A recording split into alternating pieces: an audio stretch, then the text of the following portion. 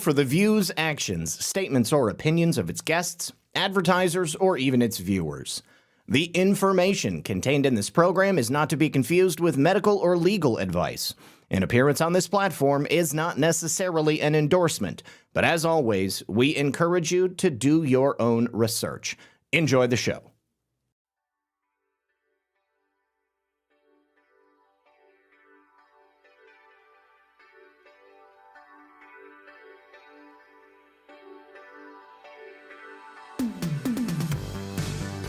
Good evening, everyone. And of course, welcome back. Yes, to another very exciting episode of Red Pill News Live. Well, my friends, we stand on the precipice of something amazing, because the Federal Bureau of Investigation earlier today raided the election board office in Fulton County, Georgia. And it's not like today was the first thing they did, it's just the first thing that we heard about. I'll fill you in on that early on in the show. Also, we had a totally fake event take place in Minnesota last night with Ilhan Omar trying to LARP as if people care enough about her to do damage to her. It was totally crazy. We'll hear about that as well. And of course, we also have statements from Governor Tim Walz and Mayor Jacob Fry. They're both acting like their balls have grown overnight. It's pretty funny. All right, so what I need from you, typical, very easy. I need you to hit the like button. I need you to hit the red pill. I need you to hit the thumbs up, whatever it might be. Really do appreciate it.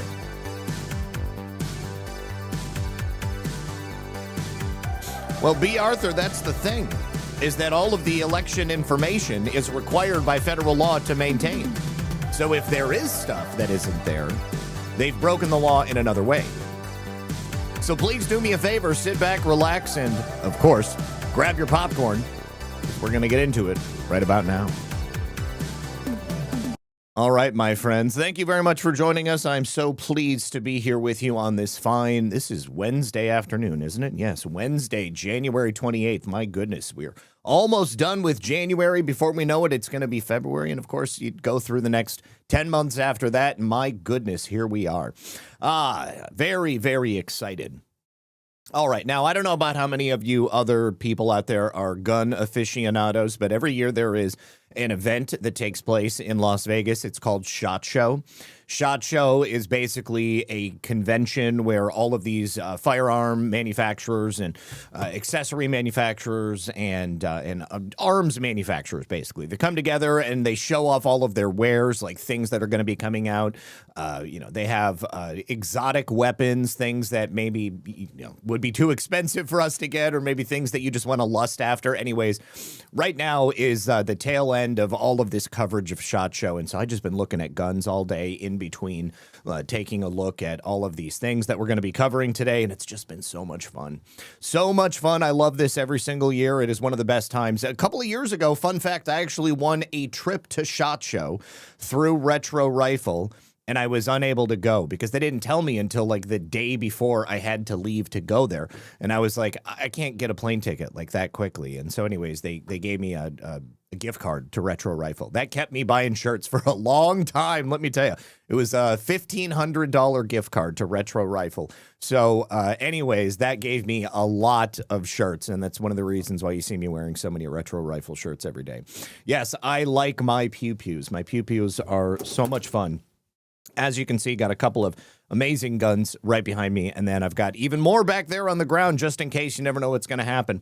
All right, you guys, we're going to do some updates on a couple of different stories. Before we do that, I do have a special message from the sponsor of the show, so let's take a listen. For decades, our dietary guidelines have told Americans the same tired old story. Low fat, low salt, eat less. While at the same time, the food supply was quietly being filled with seed oils, chemical additives, and a lot of ultra-processed junk that was engineered to hijack your biology.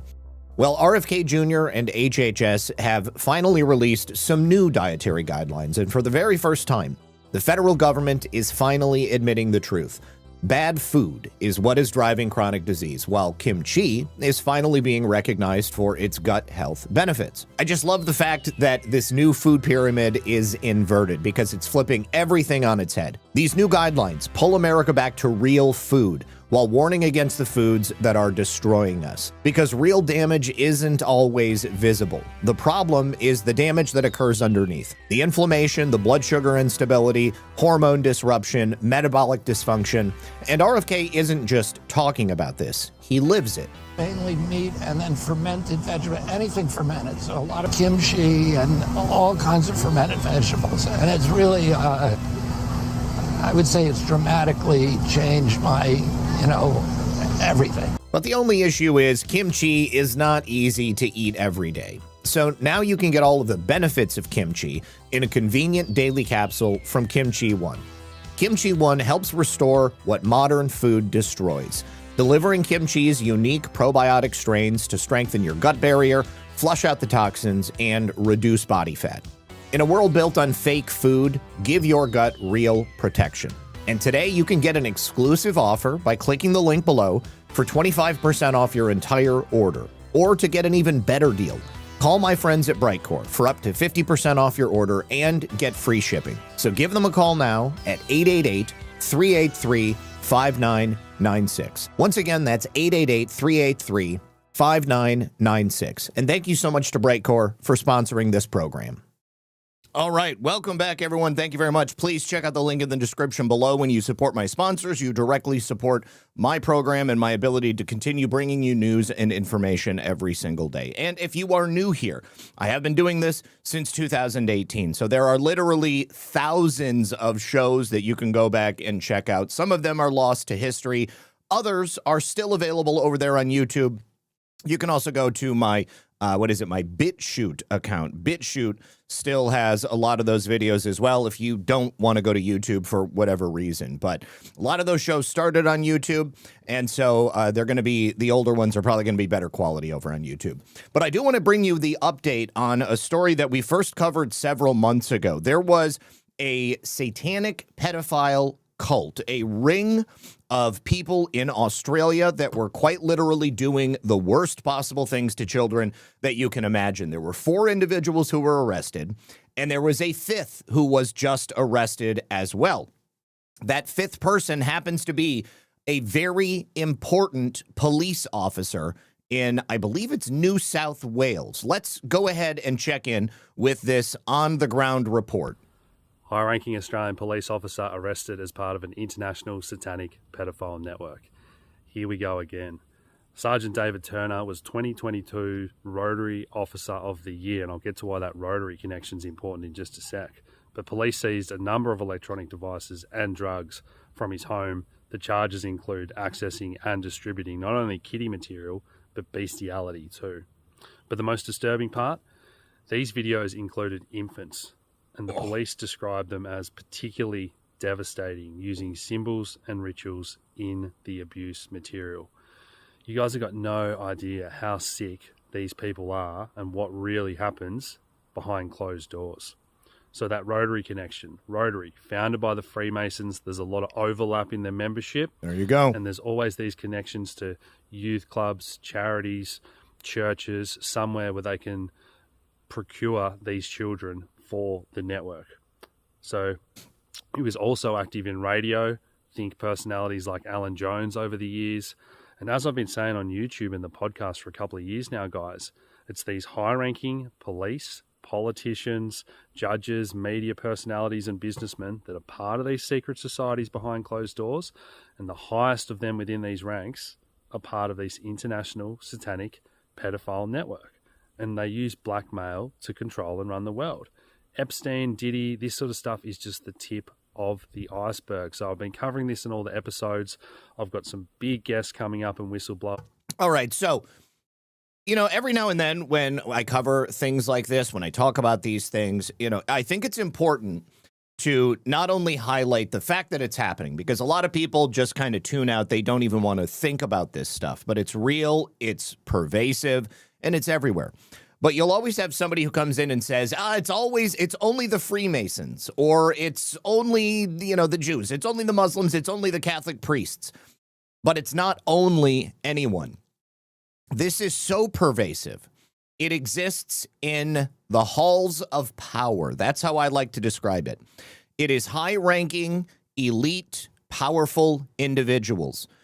Not just one person from one group or one group that is victimizing one specific group of people. It's quite literally everywhere. Okay, it's not as simple as just blaming one sector of the population. These people are highly intelligent. They are narcissistic psychopaths. They gain access to children by entering into positions that afford them power. This is why you see kids getting abused by their teachers. This is why you see people getting abused by their priests, by their rabbis. It doesn't matter. All right. They take on a position so that it gives them access by the benefit of their power. All right. So, sure, secret societies are a problem. JFK said it himself. A lot of people realize that. But what I want people to realize is that it's not just one secret society. There are many different societies who keep their membership and their rights secret so that they can have access to people like this. And yes, it's even police. It's police, politicians, bankers, you name it. It is across the board. So don't let yourself get tripped up thinking that it's just one group, because it is everywhere. So I'm very happy to say that a police officer was just arrested for being part of this network, because I do not expect this to be the last arrest. All right. Now, we also have an update on the story that we talked about yesterday, that man in Arizona who was fired upon and hit by a Border Patrol agent. It turns out that the man who exchanged gunfire with Border Patrol was in a part of a smuggling operation, and he was, I guess, out in the desert, and he exchanged fire with a federal helicopter. It was right near the U.S.-Mexico border. So federal agents were attempting to apprehend this 34-year-old Arizona man near Aravica, Arizona. He shot at the Border Patrol agents in their helicopter first, and then the agents returned fire. They struck and then they wounded him. And then this man is still unidentified. We only know that he is a resident of Arizona. And then the Border Patrol agents actually picked him up and then took him to the hospital. He was actually transported there by helicopter. Now, this person, again, was shot near West Aravica Road, near milepost 15. This was very early in the morning, around 7:30 a.m. I can only imagine perhaps they showed up on an operation to arrest him, and maybe he was running to the border. Muffin, you cannot do this. Lisa is not here. I need you to chill out because I've got a show. I just gave you your medicine. Wait till it takes effect. Lay down, honey. Lay down. You can't do this. Go lay down. She knows I'm weak. She knows that because Lisa's not here, I may have to capitulate, like Tim Walz and Jacob Fry. All right, so until we hear more information, get this guy's identity, determine what it was that, he was actually smuggling. Was it people? Was it drugs? Was it weapons? This is all we know. But it's good to know that no federal agents were hit. I can't say the same about the helicopter. Don't know about that. But this man at the moment is at least alive. Muffin, go lay down. She's like scratching at my legs now. All right, we had another event take place in Arizona over the last day or so. And this was another local Democrat politician. So this guy is a figure within the Arizona Democrat Party, and he came under fire because he and some other ICE watchers witnessed a couple of young women taking pictures with ICE agents. These young women supported ICE. They wanted photographs with them. His name is Mark Holodnik. He's a local realtor and the Legislative District 12 Democrat Party treasurer. Now, he was caught on camera with this group of ICE watcher leftists. Hey, what's up, Jackie? Thank you very much. Oh, thank you, Cam, as well. We just got 2 raids in a row from Jackie and Cam, the superstar couple of Badlands Media. Thank you so much, you guys. I love you. All right, now, They were harassing these young girls as they were taking photos with the agents at a place called Zips Sports Bar. This is, I guess, popular in the Valley. And now they are under investigation for federal law violations recently because they were breaking immigration laws. Zips, the restaurant, was. So that's probably why ICE was there. That's likely why the ICE watchers knew that they needed to be there as well.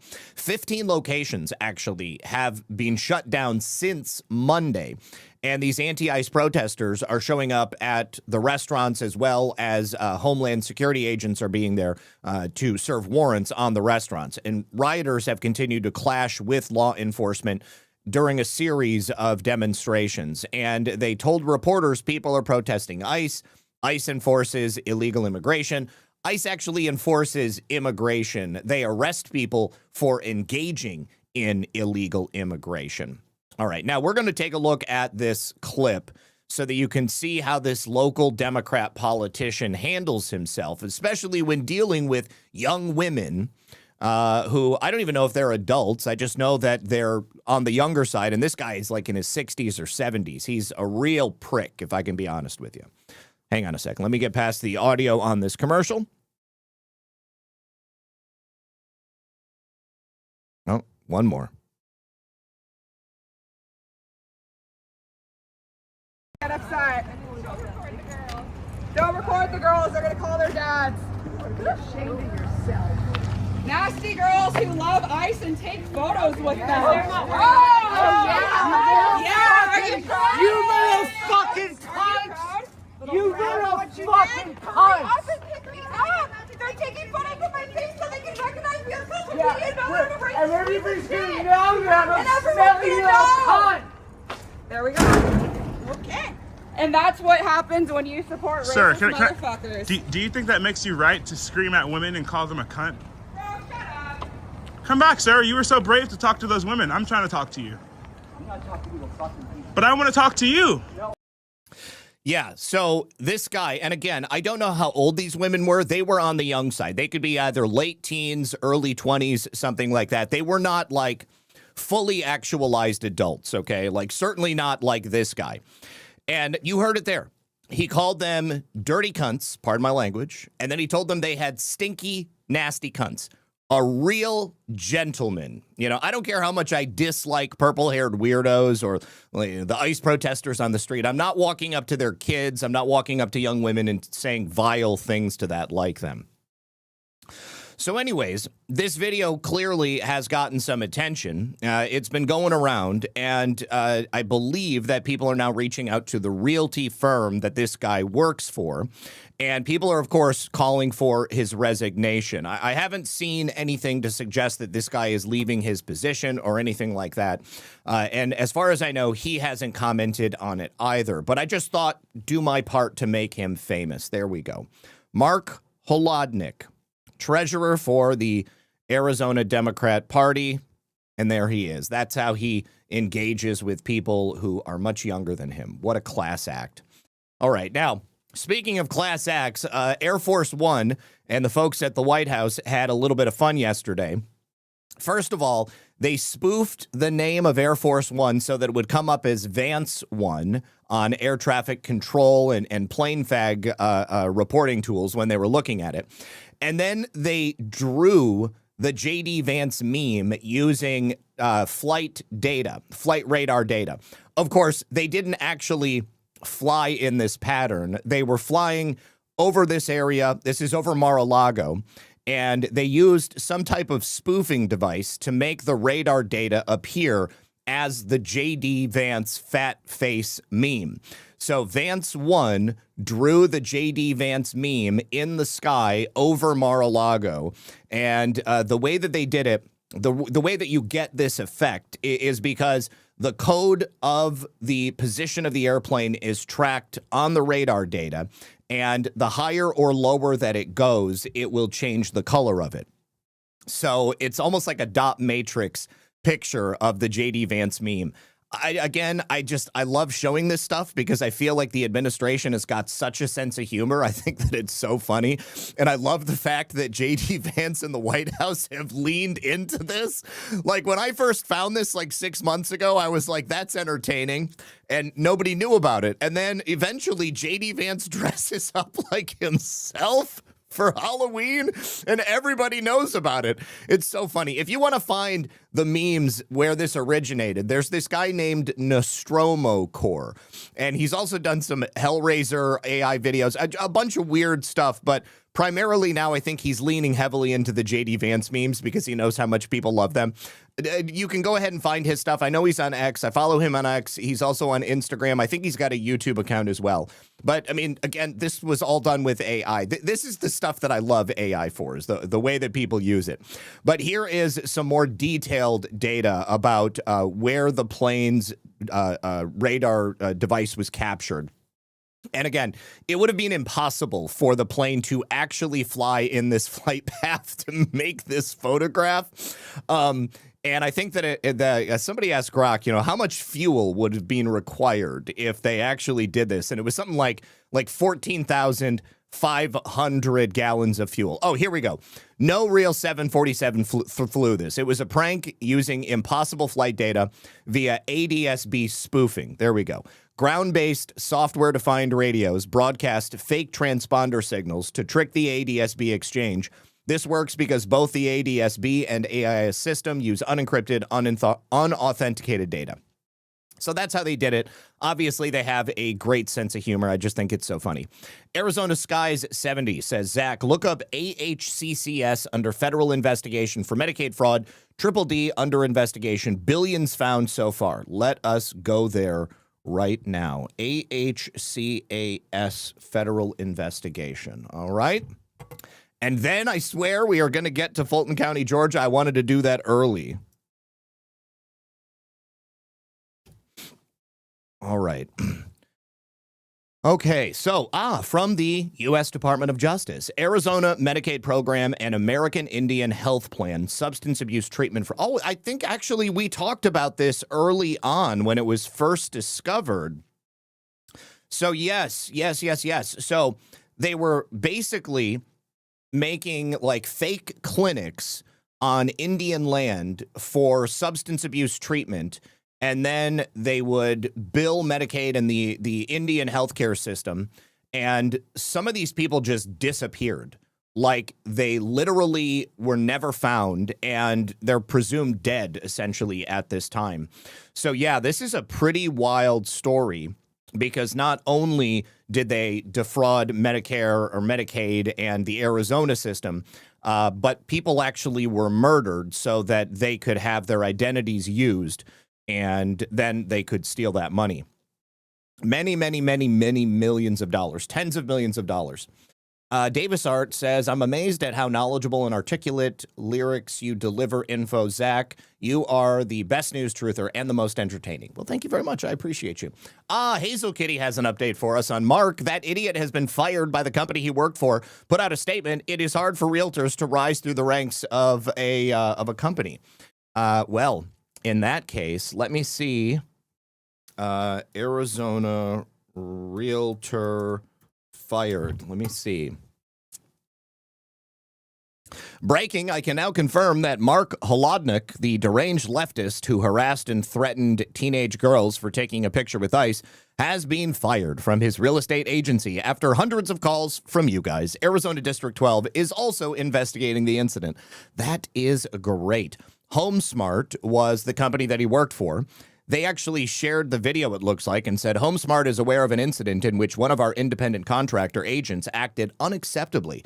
This is not reflective of HomeSmart's culture and values. The agent has been terminated and is no longer affiliated with HomeSmart. Well, I hope that it was worth it to blow up your entire career.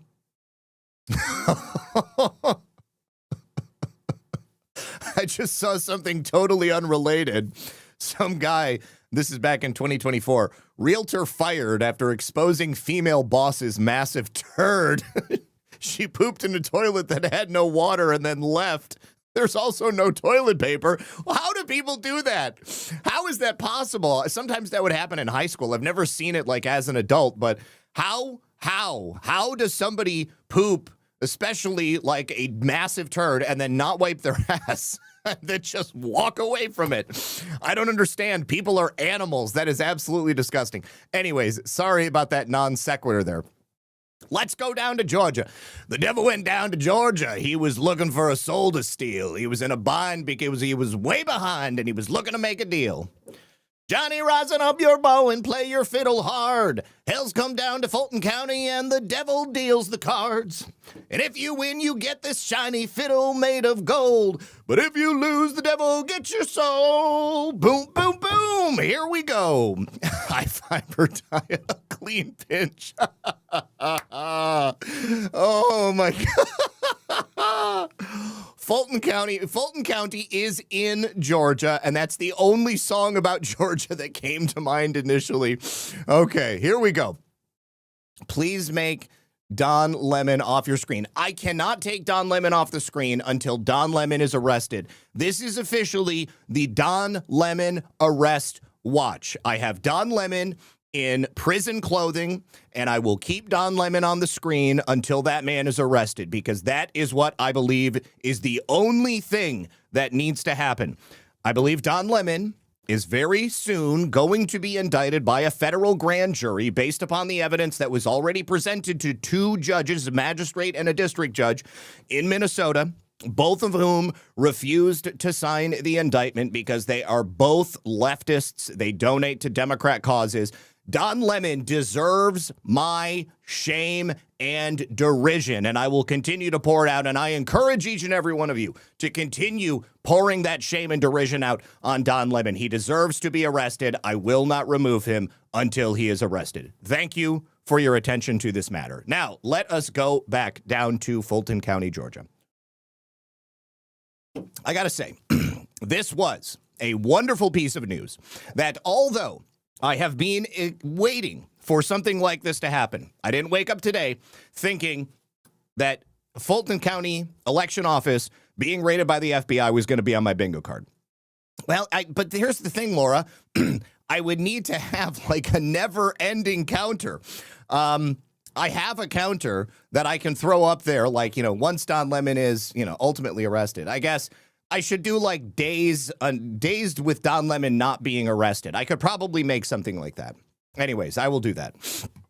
Okay, so earlier today, FBI agents entered the Fulton County Election Hub and Operations Center. This is actually a new facility and only opened up back in 2023, but it was designed to so-called streamline their election process. They also confirmed that they were on site at the Fulton County, Georgia Department of Elections, multiple locations. So, Fox News Digital was told that this probe is explicitly related to the 2020 election. The FBI, besides admitting that they were actually there at multiple locations, they have thus far declined to comment specifically. And also the Justice Department was asked for comment, but they, too, have not made any specific comments. Now, Liz Harrington, she used to be Donald Trump's, spokesperson. She hasn't been for some time, and she's actually been kind of critical of the president, which, I understand, but I never like to see it. I mean, everybody has a right to be critical. Everybody has a right to say what they will. But I feel that there are some people out there on social media who do it because they know that they're going to get clicks and people are going to follow. And it also shows a lack of faith, a lack of trust in President Trump and the method. I've been watching Trump for so long. I've been analyzing what he says and what he does and the things that happen. And I got to say, he's got my full confidence. OK, that's me. That's Zak Paine. That's how I feel about it. However, she posts November 19th, 2020, Fulton County email. Just some quick adjustments and corrections. They were directly referring to the fake ballots that they had to inject into the system. If you'll remember, Fulton County, or rather the state of Georgia, was decided by just under 12,000 votes, 11,779 votes. They knew that they had fake ballots that were in the system. However, even after admitting it, via this email. They did nothing to correct it. So we're going to take a look at video from the scene of that registration office. This is from the report by Fox News because they were there and they saw it. So let's take a look. I want everybody to have their moment of zen. FBI agents are on site at a Fulton County election office in Georgia where they are conducting a search. David Spunt's got more details for us on this developing story. David? Hi, Sandra. This is a satellite office for the Fulton County Elections Office. The FBI Atlanta press office confirming details saying that the FBI is executing a court-authorized law enforcement action. No other details at this time, but we do know via sources a judge signed off on this warrant, allowing these agents, as you see them, enter this building to take items from the inside. Now, we're told that this is a sealed matter before the court, meaning details are now limited. Now, agents are looking at documents, phones, computers. We are told via multiple sources this is related to the 2020 presidential election. Now, we don't know specifically what agents are taking to the FBI. Everything. They are literally taking everything. The DOJ has already requested everything.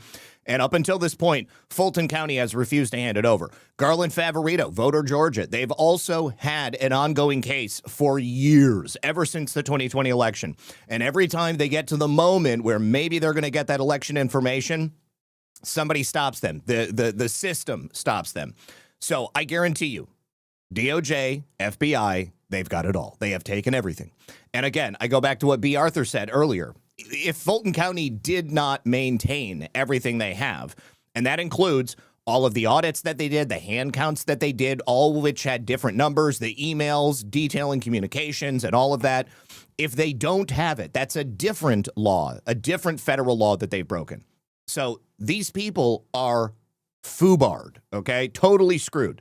iLab, items that may eventually become part of a federal case. You may remember President Trump was charged in Fulton County with trying to overturn the 2020 election results. That's Brad Raffensperger right there. He is the Secretary of State of Georgia. That is the Fulton County District Attorney, Fani Willis. Now, Raffensperger spoke to President Trump back in early 2021, and Trump said that he wanted to find some 11,000 votes to help win the election. Raffensperger said that he felt pressure from Trump. Willis then took Donald Trump to trial.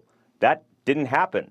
In 2023, she said that her prosecution was all buttoned up, ready to go, but it was completely derailed after it was revealed she had an intimate relationship with the top prosecutor on her team, and it could have tainted the case.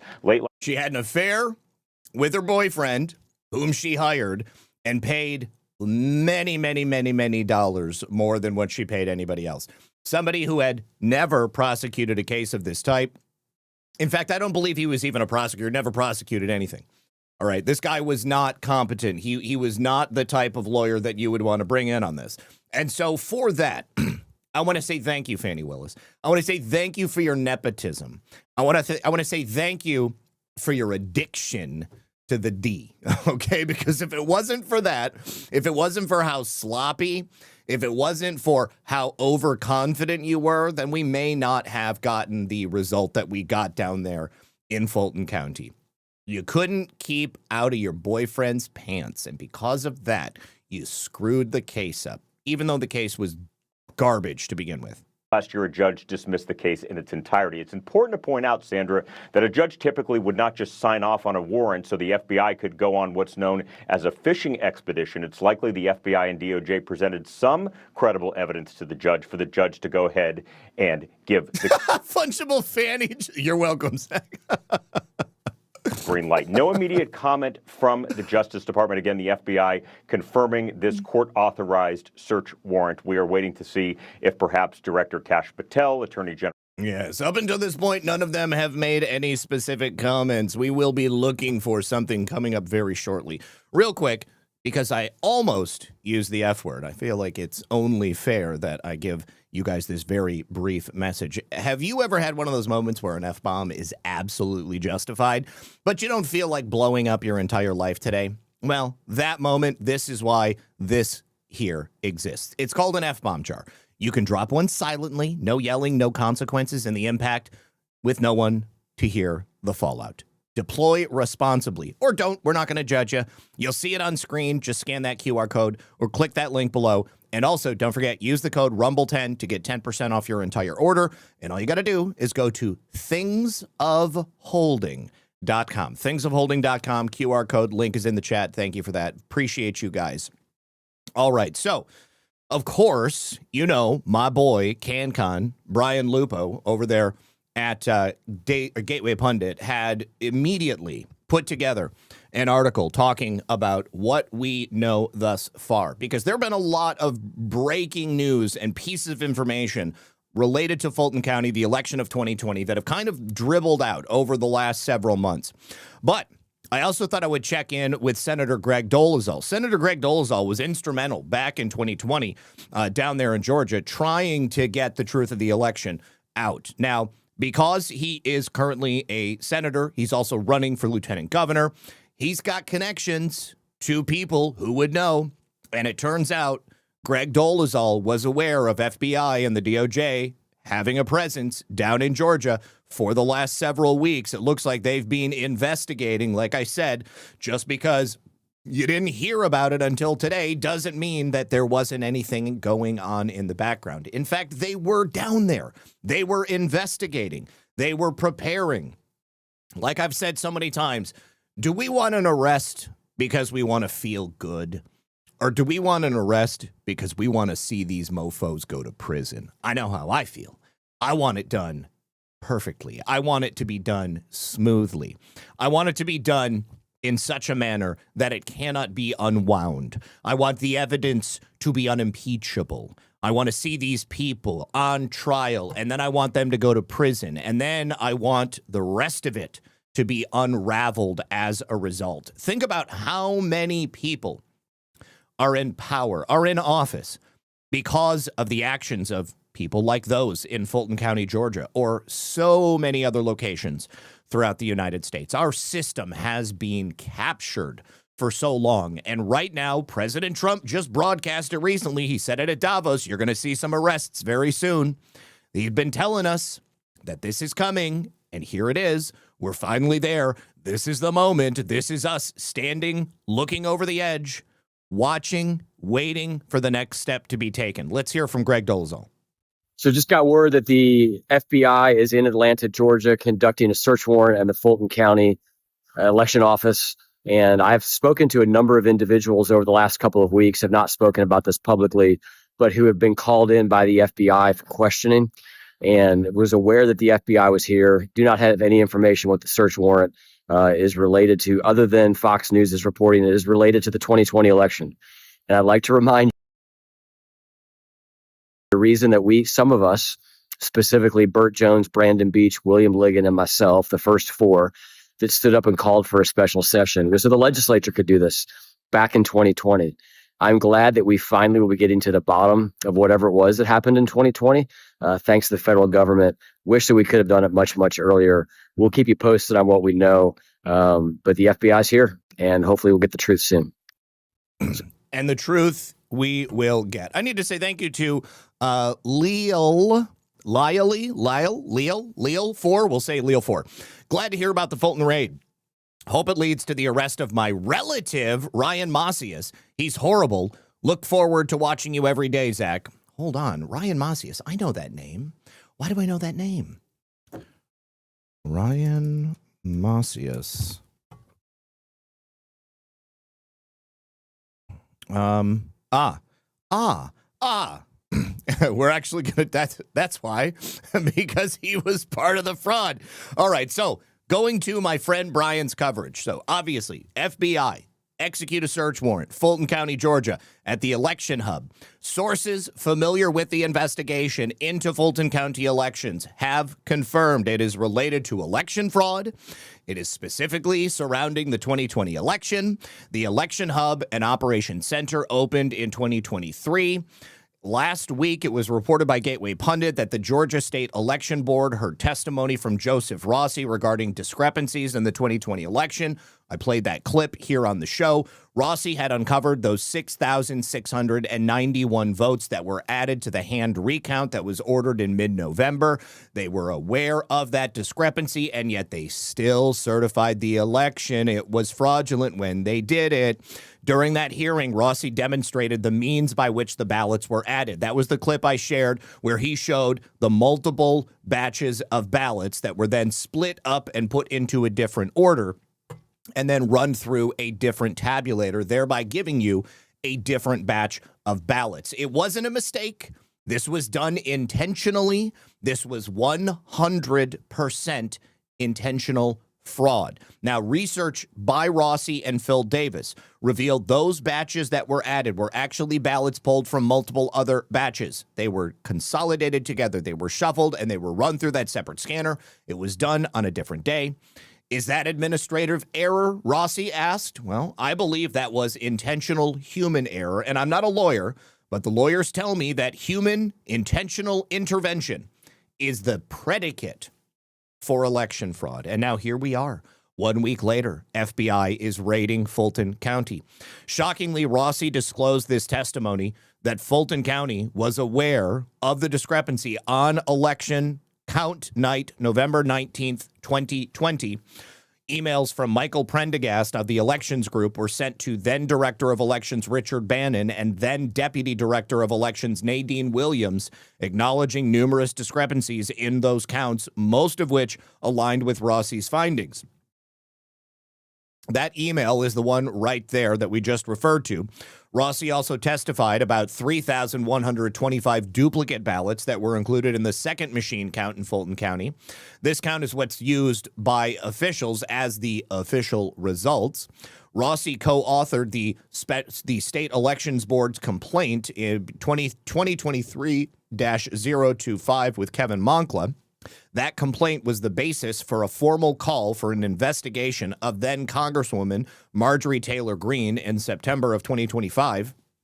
In addition to those duplicate ballots, SEB 2023-025 also discovered an email from the Director of Elections at that time to Ryan Macias of the Elections Group. The email was dated December 3rd, 2020 and sent 6 minutes after a batches loaded report showing just 511,543 was saved. However, the Fulton County total should have been 528,777 ballots. Now, this email was sent 12 hours after the deadline of December 2nd at midnight for the machine count results.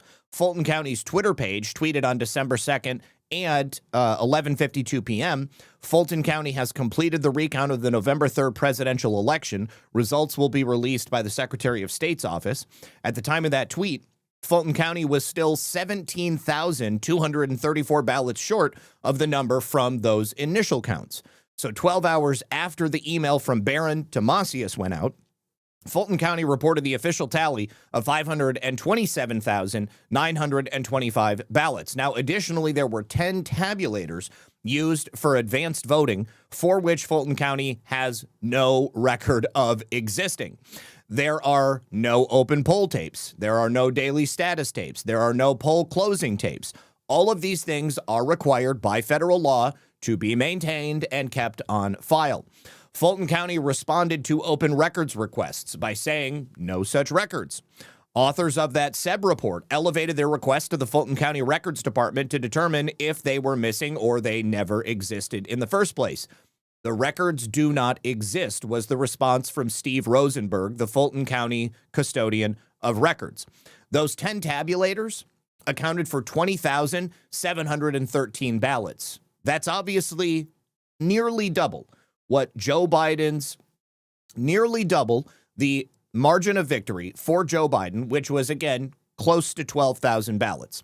The state election board last week showed concern over the Secretary of State's investigation into that SEB report and the board's own handling of the hearing where those findings from the secretary's office were announced. Neither of the authors of the complaint were permitted an opportunity to rebut the secretary's investigation, as is typically permitted. The chair of the board, John Fervier, expressed regret for not allowing Mr. Rossi to present a rebuttal during last week's hearing. The records sought by the FBI from the search warrant conducted earlier today could help us further the investigation in SEP 2023-025, as has been formally requested by now former Representative Marjorie Taylor Greene. State Election Board member Janelle King laid out the shortcomings of the remedies that were provided to Fulton County for elections following the 2020 election general. In response to Rossi's findings, Fulton County signed a consent decree, essentially promising Fulton County would be more careful next time. King believed there should have been a criminal investigation and prosecutions, as I think all of us do. Let's go ahead and watch this clip from that hearing that CanCon shared. I have to get past all of this data. This is just documentation, as well as the report referenced, all of which we have gone over at times in the past, so we're not going to do that now, but we will check out this clip. I think that's where I am very confused, kind of head scratching. It's just the amount of people who see this major error. I think what you just presented, showing that they knew that these errors were in place all the way back in 2020, and they lied about it and continue to act as if this did not happen. But it still feels... That guy looking at his watch is uncomfortable right now. I feel like a couple of these people are extremely uncomfortable because they got caught with their pants down. Like, even with this information, there's still people who feel like, oh, but it's okay. Oh, it's okay. And I'm baffled by that as to why this is okay. This is not okay. It's not, girl. You're so right. Duplicate ballots, counts not adding up, pulling ballots from stacks and creating new batches. This is not okay. Member King, I think I can answer why it's okay. Because nobody has truly been held accountable. Amen. And a simple letter of, and was it a letter of reprimand or a letter of instruction? It's a letter of reprimand. Which is baffling to me too. Why does this not go to the AG's office? You guys have sent lower level cases today to the AG's office. And to answer your question, it is still okay because nobody, either in the Secretary of State's office or Fulton County or members of this board that may have been involved in it one way or another, even prior to the chairman's tenure here, have not been held accountable. Amen. Yeah, Janelle King has been part of the effort to get this to justice for a very long time. So that's why you see her speaking out about it. Others, of course, likely know that they will be criminally culpable if this does go to the AG's office. Now, of course, the AG, Brad Raffensperger, Secretary of State Brad Raffensperger. I don't remember who is the AG currently in Georgia? Georgia AG. That is, who is this guy? Oh, no, not the Department of Agriculture. The Attorney General. Who is this guy? William Clifton. No, that was the first one. Who is this guy? Chris Carr. I don't know anything about Chris Carr, to be honest with you. I don't know what his politics are. Let me see.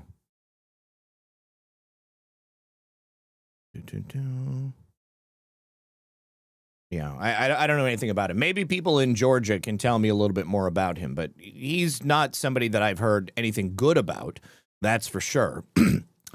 He was reelected to a 4-year term in 2022, so he would be up again this year. I don't know if he is running or not, though. Either way, this is clearly a criminal case, and here's the thing. If the state doesn't want to act, obviously it appears that the federal government is acting now. Gabe Sterling is running for AG right now. That's it. Gabe Sterling is not somebody you want near the Attorney General's office. I feel like him running for Attorney General is an effort for him to try to cover his own tracks. But now that the feds have stepped in, it's not looking too good for you boys. Not looking too good. All right, let me say thank you to Eric Super Patriot for the cookie. Thank you to Nakaz808. Good to see you, homie. Where you been? Mahalo, gold, then silver, then hopefully BTC, then ETH and alts. Need more rate cuts, though. That is going to be coming up soon. We have a Federal Reserve Governor Board position, which is ending here, I believe, next week. And, of course, in a short time, President Trump is going to be able to choose a new Fed chair. No Thanks Joe says, happy hump day, Lisa and Zach. Looking forward to the show today. Thank you for all your hard work. God bless. Stay safe. You as well, my friend. And then you saw it here. Thank you for the cookie. And Smot Poker, good to see you, homie. Good afternoon, Patriots. Thank you very much for being here. All right, now, we have new information that has just been revealed about Alex Preddy. Alex Preddy, of course, is the nurse from the VA who was recently shot by Border Patrol agents. Of course, the circumstances surrounding his death are controversial. If you're generally somebody on the right, you tend to think that he effed around and found out. If you're generally somebody on the left, you think he was murdered by a fascist government. Then, of course, there are, real staunch supporters of the Second Amendment who also believe that Alex Preddy was essentially murdered. I think it's a little more nuanced than that. I am 100% 2A all the way. But Alex Preddy, despite the fact that he had the right to carry that gun, he did break the law by not keeping his driver's license or a CCW on him. He did that intentionally so that he could not be identified if he was arrested. He also got into a direct physical confrontation with federal agents. He was obstructing. He committed a felony, which could have put him in prison for 8 years. He didn't declare the fact that he had a gun before he started tussling with the agents. And as we're going to see in this clip right here, just a week before, I believe that this is the incident which led to Alex Preddy getting some ribs broken. He got into another physical altercation with federal agents. And you can see here in this clip, this is him right here. I'm circling him with my mouse. He actually kicks this SUV carrying ICE agents and he damages the vehicle. He was a person who was intentionally going out with ICE Watch, looking to engage in some type of conflict with federal agents. Alex Preddy created the circumstances which led to his own death. It is tragic. However, it was foreseeable. This is a moment the news movement filmed on January 3rd, showing a man who appears to be Alex Preddy interacting with federal immigration agents 11 days before Border Patrol shot and killed him. Our footage was analyzed by the BBC, whose facial recognition technology confirmed his identity to a 97% degree of accuracy. Little Peachy says, LOL, just watching you on X. Are you stalking? Am I stalking you? No, I don't think so. Nobody's chatting over on X, so I didn't even know. But here, I'm glad you're here. On the morning of January 13th, our team received a tip that federal agents were blocking a street at the corner of East 36 and Park Avenue in Minneapolis. We arrived around 10:15 a.m. We saw observers shouting at the agents as they walked back to their vehicles. When they started driving away, the man kicked their taillight. An agent then got out of the vehicle, grabbed him, and pushed him to the ground. Look at him.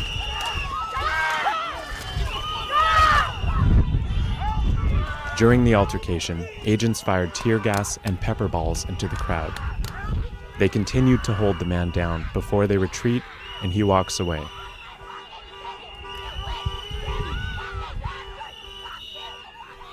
The man in our footage is wearing a similar outfit to what Preddy was wearing on the day he was killed. What appears to be a gun is also visible above his waistband.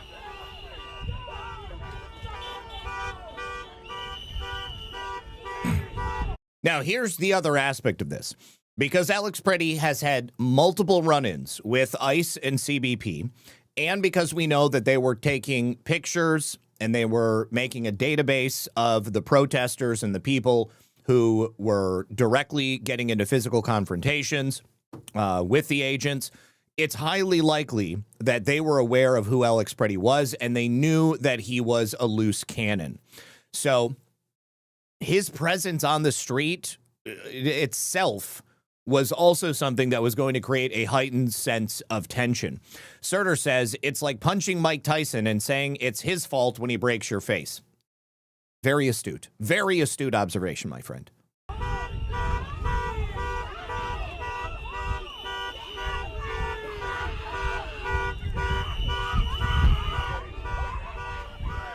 Here, he continues to stand at the scene. Looks like he's trying to grab some snow, too, so that he can throw something at the agents. On the day he was killed, the Department of Homeland Security claims Preddy, a 37-year-old ICU nurse, approached officers holding a handgun.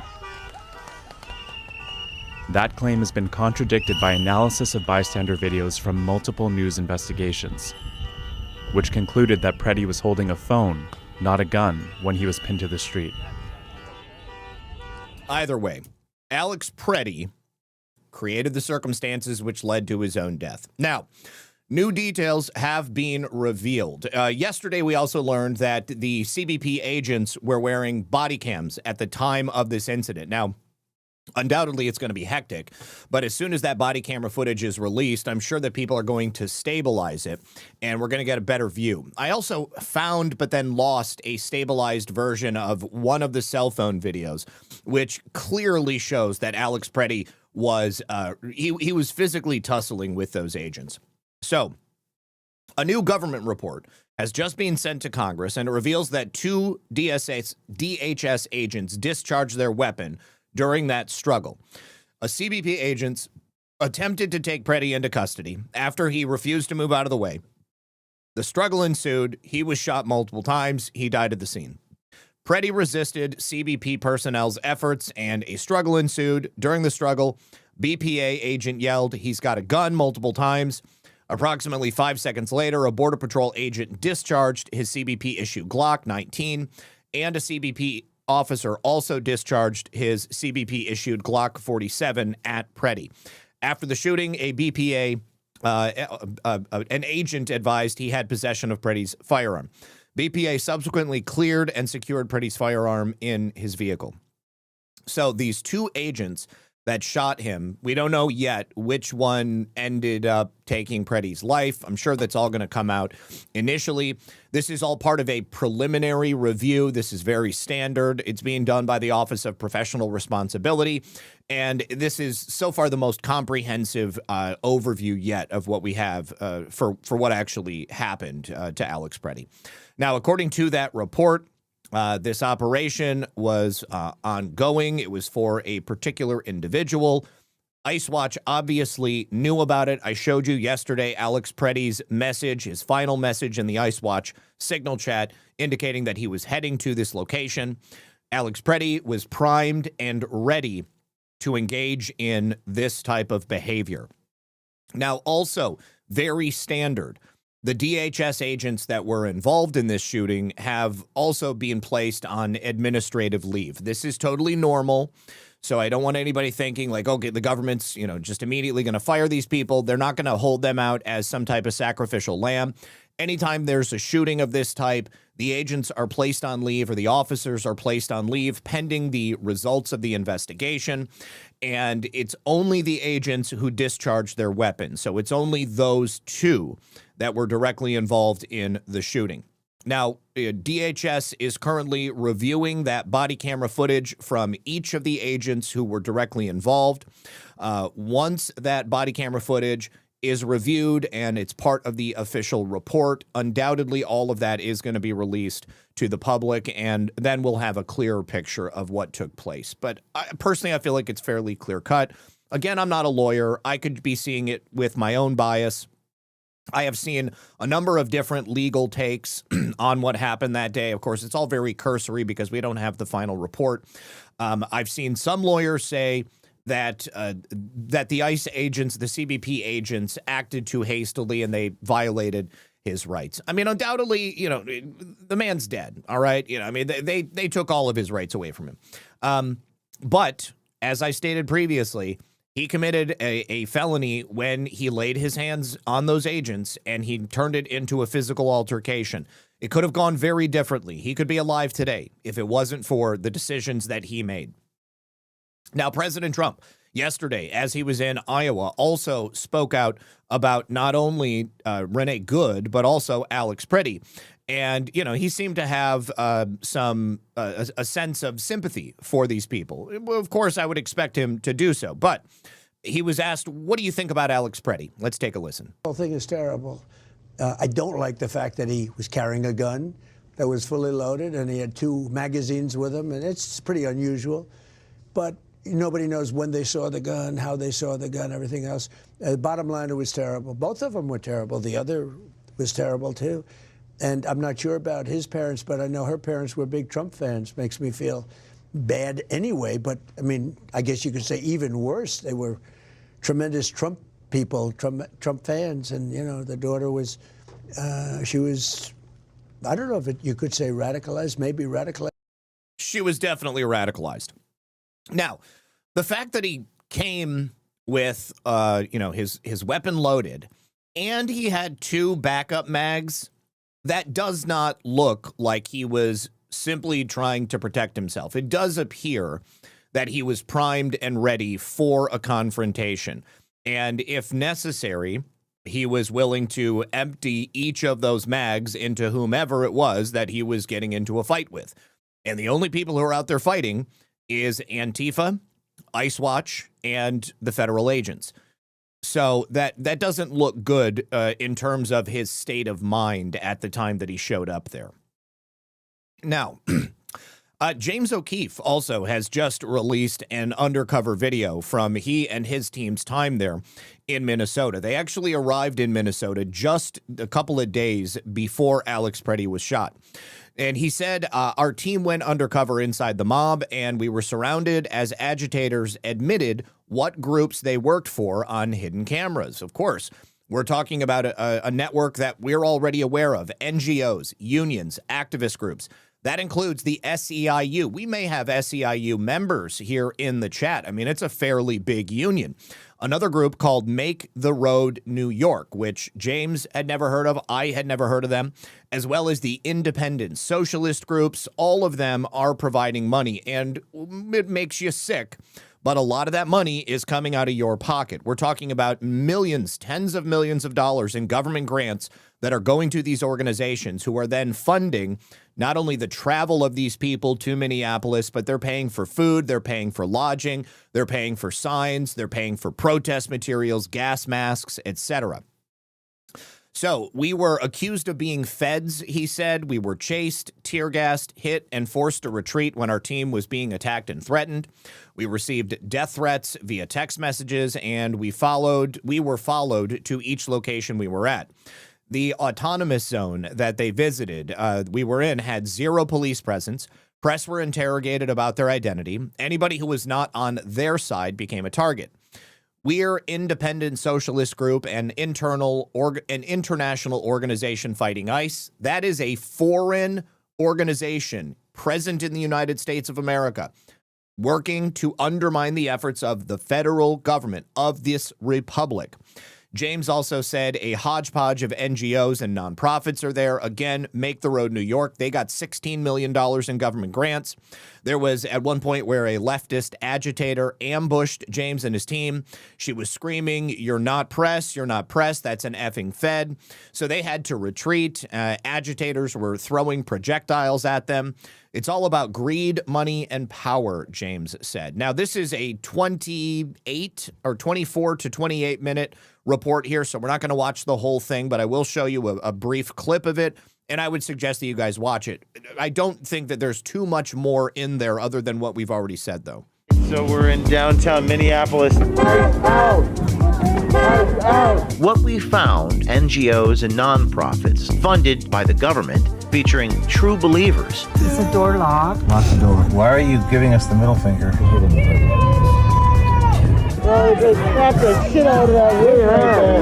Our undercover people were inside the mob. So we're in our national organizations. You have to look up Make the Road New York. Are there chats and stuff? I'm trying to get linked up. Watch out. Here we go. Here we go. Not press. These guys aren't press. Not the fucking Fed. They threw something at me, which hit the back of my bulletproof vest. Almost looked like an EpiPen or something. They're everywhere. Shut the fucking doors. Shut the door. Whoa. They threw a frozen ice brick at the car. So it was negative 17 degrees when James was there. And he, when it's that cold, things freeze rather quickly.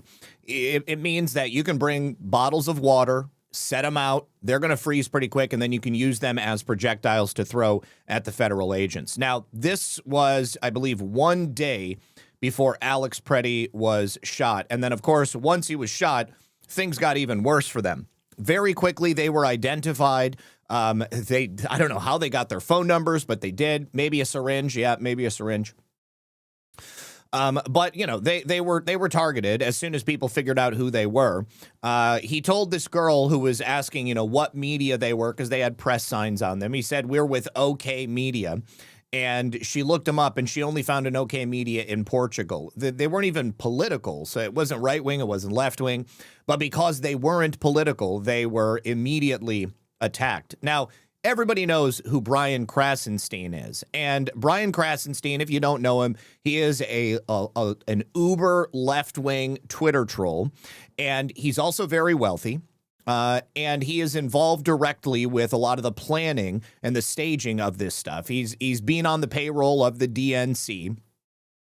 He accidentally, and this is not the first time he's done it, he accidentally posted something to Twitter that he thought was being sent privately. And this is right after Cam Higbee had exposed all of those signal chats. He said, "Stephen, I met with GS. GS, that's the initials for George Soros. Did he meet with George Soros? Or did he meet with somebody else with the initials GS? Stephen, I met with GS. They are telling us to stop using this signal chat as well. It has been infiltrated. They took screenshots of our plans. Abort mission. It's coming from the top now." Now, this was very quickly deleted, but there are people who know that Brian Krasenstein has a habit of posting personal messages publicly. Yeah, Brian Krasenstein is a sicko. You look into his history and you'll find out a whole bunch of stuff about him. But Brian Krasenstein meant this message to go to a private chat on Signal, and instead he posted it publicly on Twitter, and somebody very quickly got a screenshot of it. But this shows that Brian Krasenstein, I believe he actually is in Minnesota, he actually was directly involved in those signal chats. He was directly involved in the planning. He's directly involved in the money, I would imagine. So Brian Krasenstein looking pretty nervous right there. There's also this other website that was infiltrated and exposed by white hat hackers. And the membership list of that website was unprotected on the server. And the emails of all of the members have also been revealed as part of the efforts to identify and undermine these radical left-wing groups that are perpetuating these events in Minnesota and around the country. Now, here I have a different angle of Ilhan Omar's attack last night. You can see here, despite what you're hearing in the press, it was actually a holy water dousing by a Catholic priest. Well, apparently a priest has sprinkled Representative Ilhan Omar with a little bit of holy water. And I mean, that bitch just took off like she just got caught in a daycare scam. Well, obviously that's not real, but I thought that that was a good way to enter into this next subject, which is Ilhan Omar's attack last night. So, a man charged Ilhan Omar when she was speaking, giving a speech at a town hall. He was conveniently placed in the front row, literally directly in front of her. And he is being identified as a 55-year-old man by the name of Anthony Kazmierczak. So he charges Ilhan. He squirts her with a then unknown substance. It's now come to be identified as apple cider vinegar, so totally innocuous. And it was at the point in her speech where she said DHS Secretary Kristi Noem must resign or face impeachment. And then immediately thereafter, this guy gets up, rushes towards her, and then squirts looks like a turkey basting syringe of this liquid at her. And let's just go ahead and watch the video, and then we're going to dissect it a little bit. All right? Because as soon as I saw this, I was like, that doesn't look real. Let's get past this.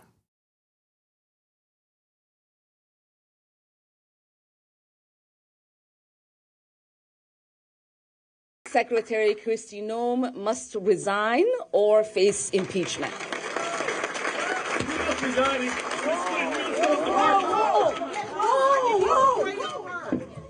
Fucking asshole.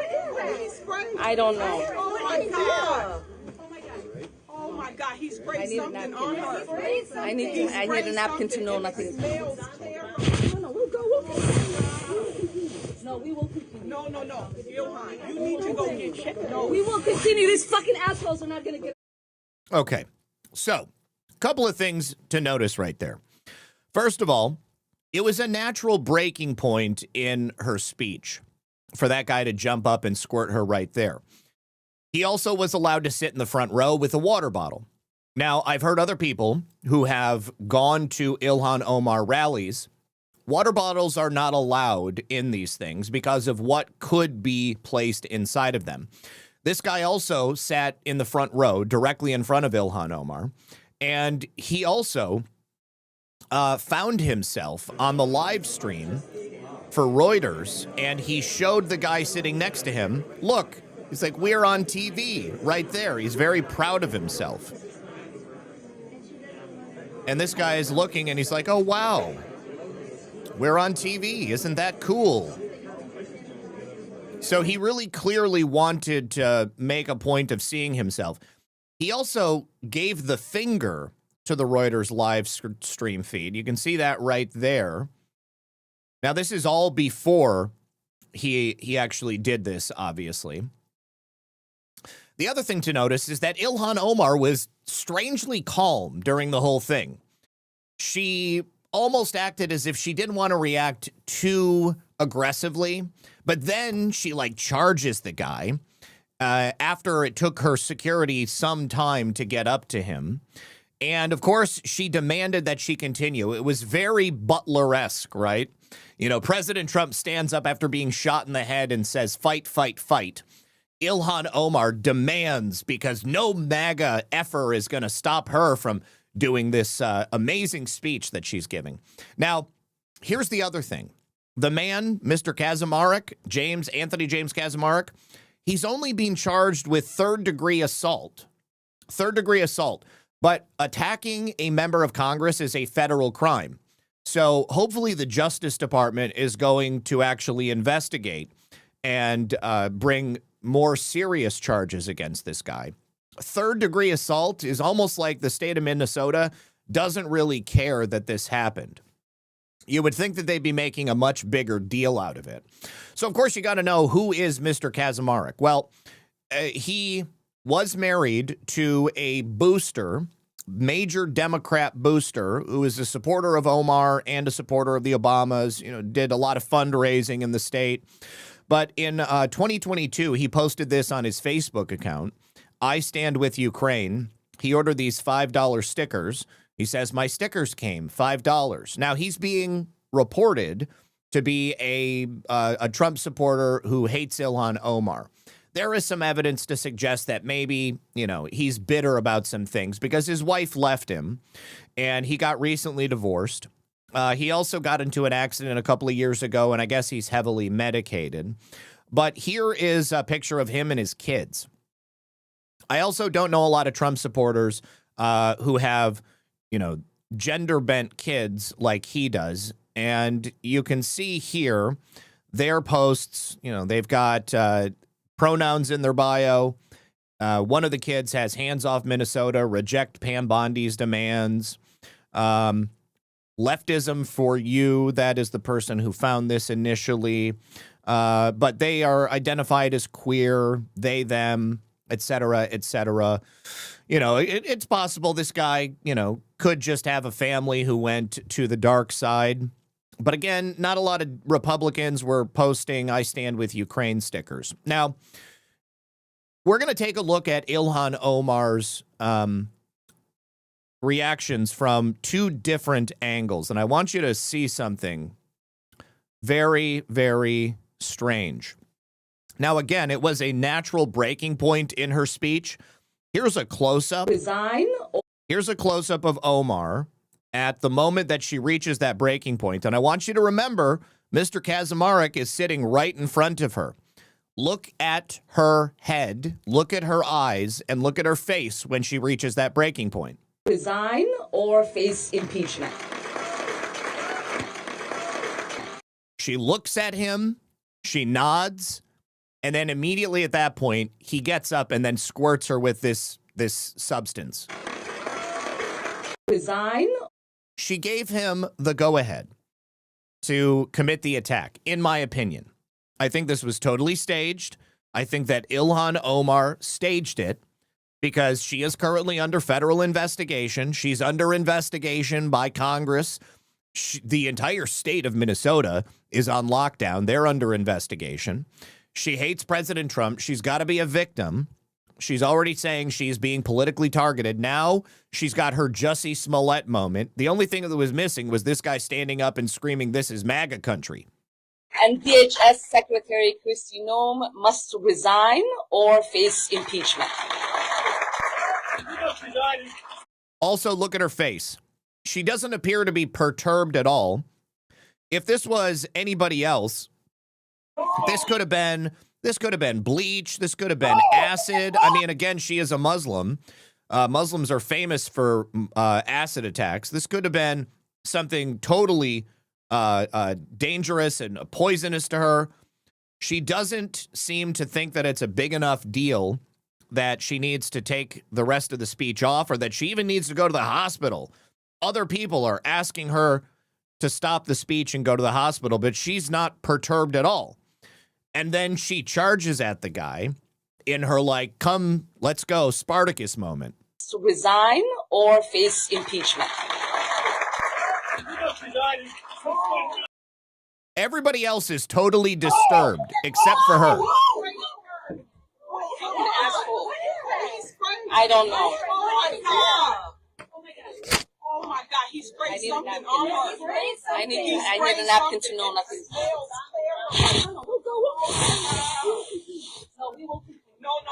You're fine. You need to go get checked. No, we will continue. These fucking assholes are not going to get away with it. You need to go get checked. You don't know what. With all kinds of things out there, like, I don't know, anthrax, any number of poisons, that could have been a syringe filled with fentanyl, for all we know. But she doesn't even take her shirt off. She asks for a napkin. The bodyguard took a long time getting up there, too. So anyways, this is not real. I think this is totally fake. The whole thing stinks just as much as apple cider vinegar. Now, I'm not the only one who thinks it's fake. President Trump also was asked a question about this, and he seems to think it's fake as well. So Rachel Scott, she's press, I don't know where from. She asks if President Trump has seen the video, and he says, no, I don't think about her. I think she's a fraud. I really don't think about that. She probably sprayed herself. She probably had herself sprayed, knowing her. I haven't seen it. No, I hope I don't have to bother. She probably had herself sprayed. I think that's exactly what happened. Many other people think the same thing. Of course, Ilhan Omar has to take the attention off of the investigations and, of course, her likely criminal culpability. Yeah, technically apple cider vinegar is acid, right? But I mean like hydrochloric acid, of course. G. Fontez says, whomever was moderating the Crucible channel today really sucks. Without calling them names or cursing, I was banned. Apparently not allowed to ask certain questions about the Pretty event.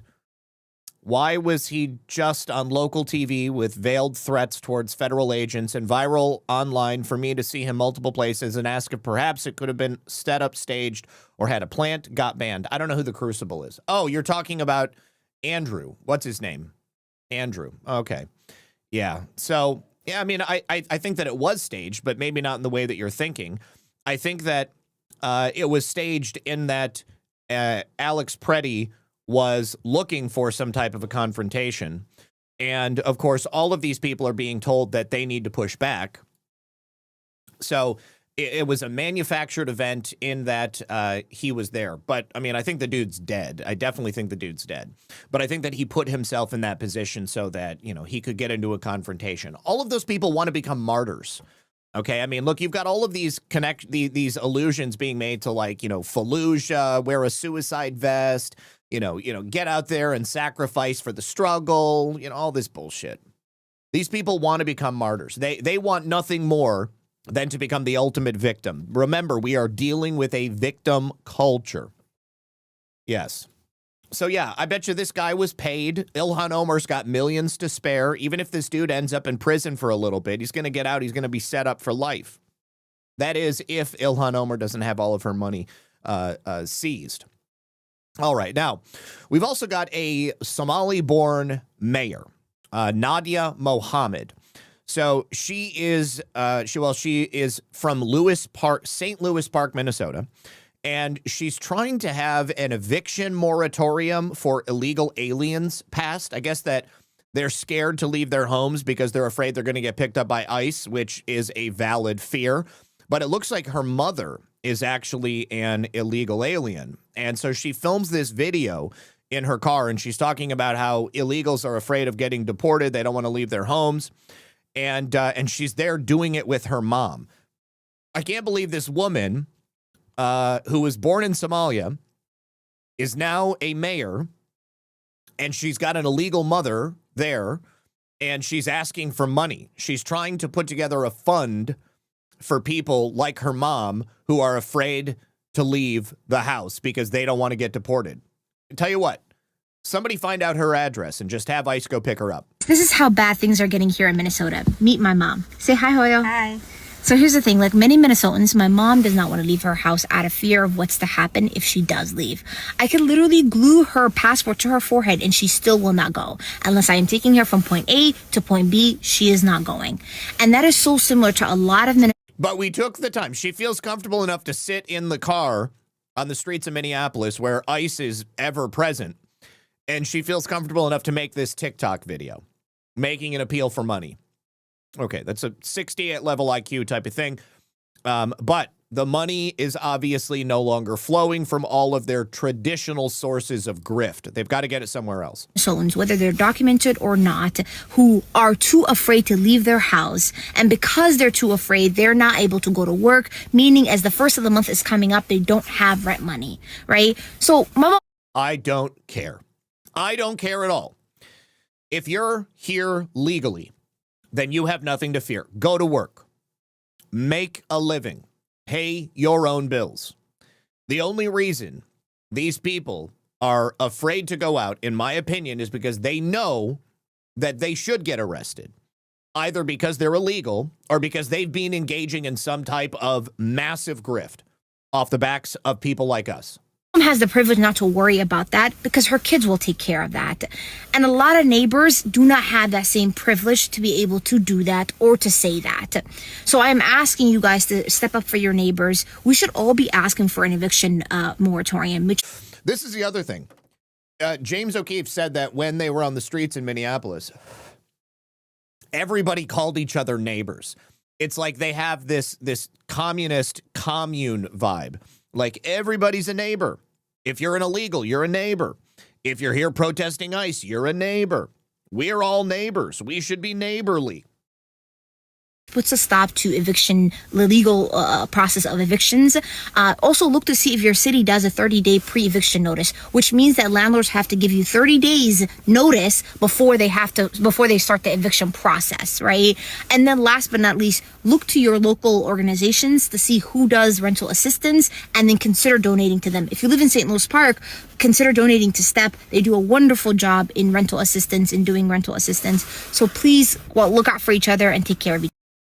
Yeah, I hope that they visit her at home, and I hope that she gets deported. You're probably going to get deported. I love it. All right, real quick before we continue, brief message from our friends at Rumble. You guys, if you still haven't tried 1775 coffee, I'm going to give you another shot. They got some of those starter kits available.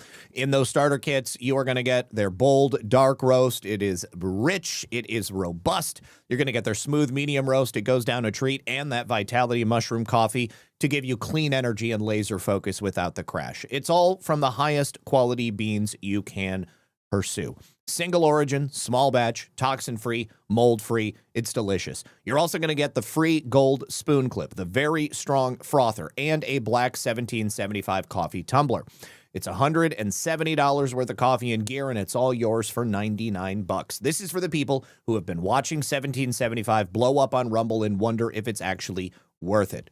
It truly is. There you go. Go ahead and try it out. Go to 1775coffee.com/studio and grab that starter kit before they're gone.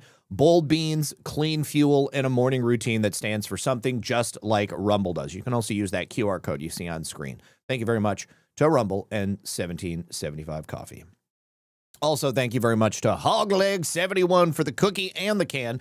Filter Dog, who says that the guy did what the nurse was urging people to do to ICE. Country Girl 007 says, Red Pill, thank you, thank you. Hogleg71, thank you for another cookie. And Mighty Patriot, thank you for the phone. Deport them all. You are so correct, my friend. All right, now, Tom Homan has arrived. The cavalry is in, boys, and he met with both Tim Walz and Mayor Jacob Frey. Now, Tim Walz is demanding a swift, significant reduction in ICE forces. So this meeting took place yesterday between Border Czar Tom Homan, who is now in Minnesota amid all of this chaos and the violence that is being caused by anti-ICE protesters. Trump said he spoke with Walz on Monday. He said it was a good call. Walz declared that he's creating a log of evidence for future prosecution of ICE agents and officials responsible for this. The only people who are responsible, Tim, are you and your administration. Now, Walz also said that Trump agreed that he would talk to his Department of Homeland Security about ensuring the Minnesota Bureau of Criminal Apprehension is able to conduct an independent investigation into the death of Alex Preddy. Walz's office further claimed that Trump agreed to reduce the number of federal agents in Minnesota. Well, we'll see about that. Hold on just a second. Here is Tim Walz. Actually, no, this, well, now I got to wait until I get through the commercial.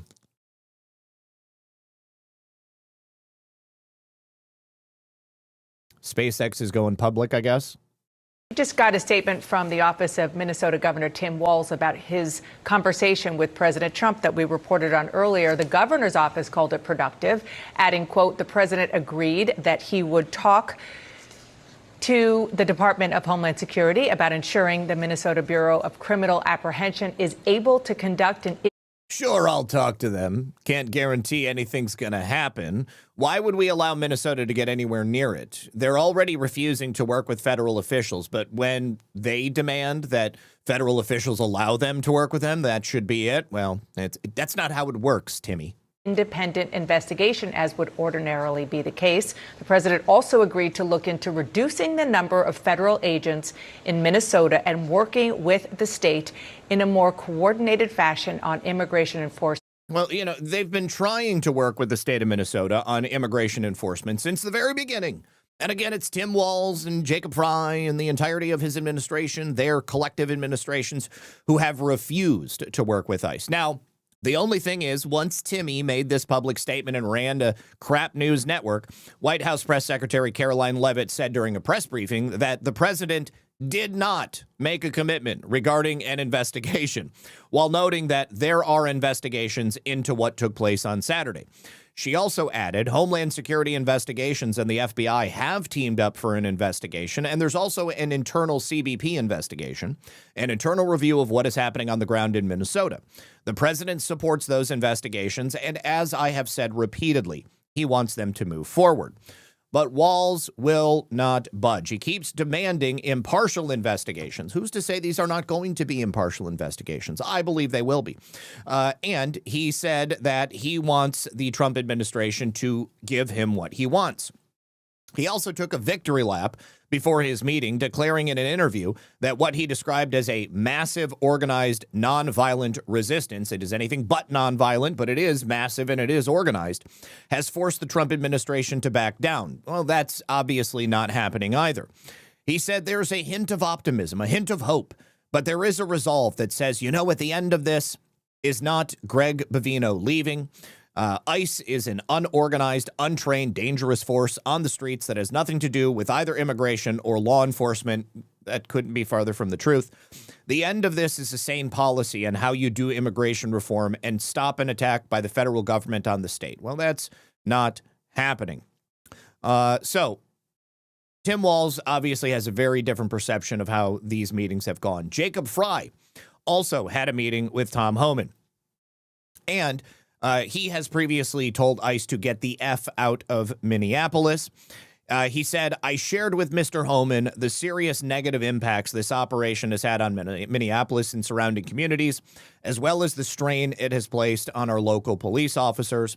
I also made it clear that Minneapolis does not and will not enforce immigration, and that we will remain focused on keeping our neighbors and streets safe. American cities, President Trump said, should be safe sanctuaries for law-abiding American citizens only, not illegal alien criminals who broke our nation's law. Mayor Jacob Frey also has a demand that, President Trump actually has a demand for Jacob Frey that local police must assist federal law enforcement in apprehending and detaining illegal aliens who are wanted for crimes. But Jacob Frey is not budging either. So he put out a statement. Today, Chief O'Hara and I met with Border Czar Homan and had a productive conversation. I reiterated that my main ask is for Operation Metro Surge to end as quickly as possible. Public safety works best when it's built on community trust, not tactics that create fear or division. I shared with Mr. Homan the serious negative impacts of this operation on Minneapolis and the surrounding communities. I also made it clear that Minneapolis does not and will not enforce federal immigration laws, and we will remain focused on keeping our neighbors and streets safe.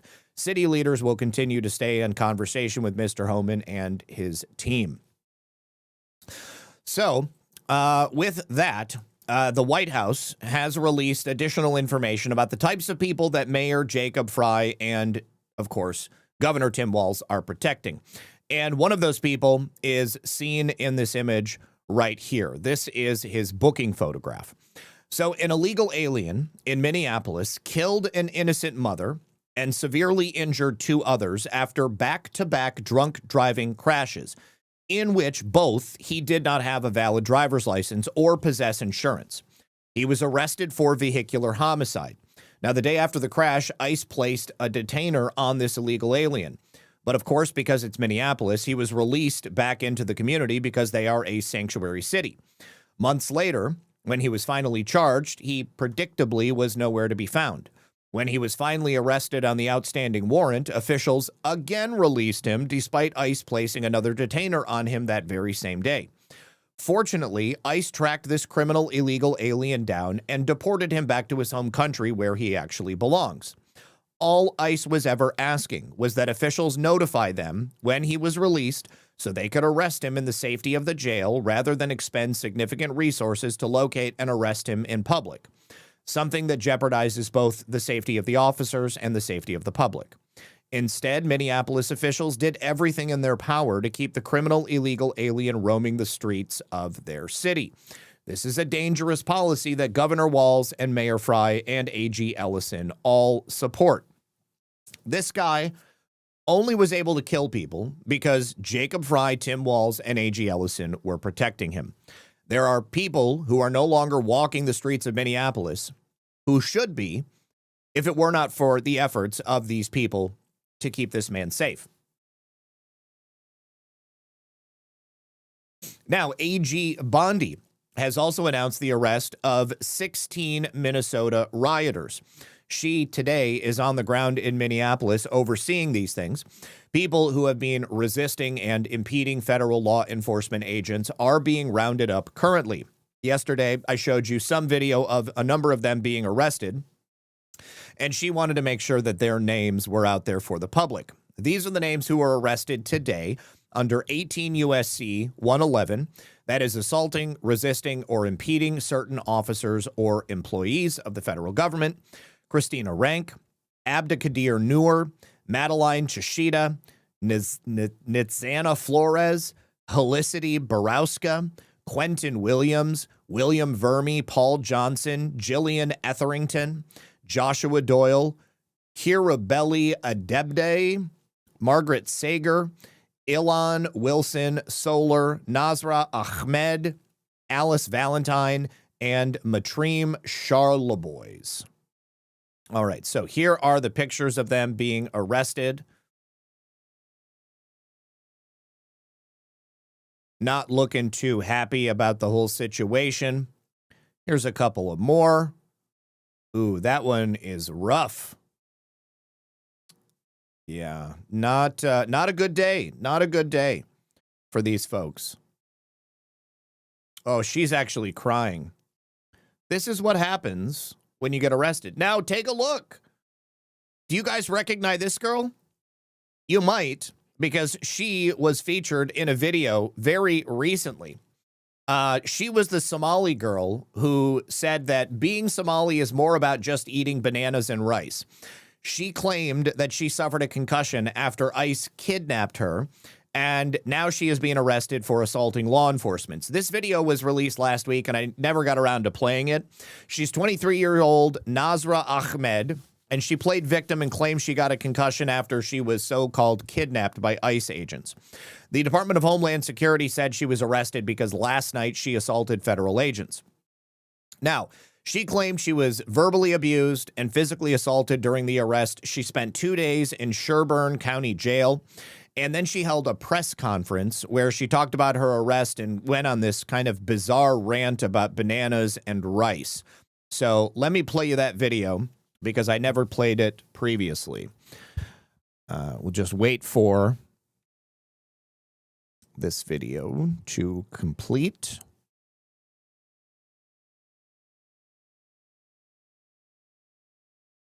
And I am proud. I am proud to say that I've survived ICE. I'm proud to say that I stood up for what is right. And many people are saying, including my family and friends, that I will go down in history. And not exactly. You will go down in history for being the bananas and rice girl, but that's not exactly something you want to be remembered for. I will carry this on my shoulders. Here I am, speaking in front of everyone, and there's cameras recording me. Hi, everyone who's watching me right now. I'm Somali. I'm proud to be Somali. To me, being Somali isn't just eating bananas with rice. It's a lot. It's like it's an. Proceeds to not think of anything that defines Somali culture. I'll tell you what defines Somali culture: scamming, piracy. But she doesn't mention that. Interesting thing. It's very hard to describe what it means to be Somali and what it means to be American, but it's like a cultural fusion. It's kind of like the bananas and rice. You know, people. Times two. She said it twice. Bananas and rice must be very important to Somali culture because it's the only thing that she can come up with. People don't really see, like, you know, it's you know, people don't think, oh, you can eat bananas with rice, but 3 times bananas with rice. Now I want to go try it. That's what it's like to be Somali and American. It's like that combination of banana and rice, but you 4 times bananas with rice. This must be very important to Somali culture. You're gonna get what I mean. So what I'm trying to say is, I don't think we will. People might be confused by me being Somali, but then when they hear my No. When I hear the words coming out of your mouth, I'm not confused at all. It's quite clear what happened here. There's a deep history of inbreeding and and scammery in your culture. Like voice, they say this girl is very American. There's something American. That's not what we're thinking. That's definitely not what we're thinking About her. So, like my family says, you're so American. You're so American. There's something American about you. But then when other people see me, they're like, there's something Somali about you. You're really. It's the forehead. Somali, you know? So that's what it's like. You know, people. It's no wonder she's got the Band-Aids on. I mean, how can you go into a police cruiser and not hit your head on the B pillar? Always trying to assume what you are, but they know you're both. So they cannot separate the two. They just want to say, oh, you're this, you're that. But that's what it is. It's to be both. So, yeah, so I got kidnapped by ICE. She was arrested by ICE, probably because she was resisting at the time. Anyways, here is her mugshot once again. Once again, she can make the claim that she was kidnapped, only this time she's been charged with a felony. Oh, right here. Somali Nasra Ahmed, no longer roaming the streets. All right. Now, also, we have more mugshots. This was for the violent riot that we showed yesterday at the Maple Grove Hotel. Some people were arrested between Monday night, Tuesday morning, following that demonstration, and many more were arrested in the wake of that demonstration. Now, we don't have names of all of these people, but they look like the usual suspects.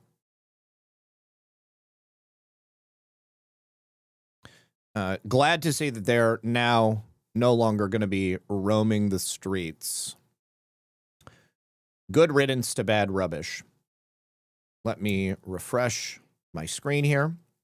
All right. Now, despite the demands from Governor Walz and Mayor Jacob Fry, and in the wake of those signal chats revealing identities of these people plotting, organizing, funding these protests in Minnesota, federal agents are now moving into the interior of Minnesota. They're moving away from Minneapolis-St. Paul, and they're doing door-to-door knocks while pretty much being ignored by agitators and the people who are protesting in Minneapolis-St. Paul.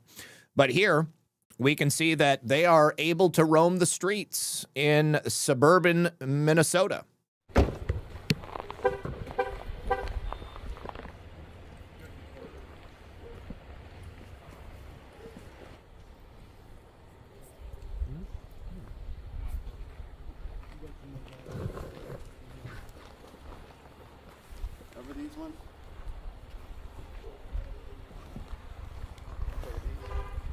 That's your walking papers right there.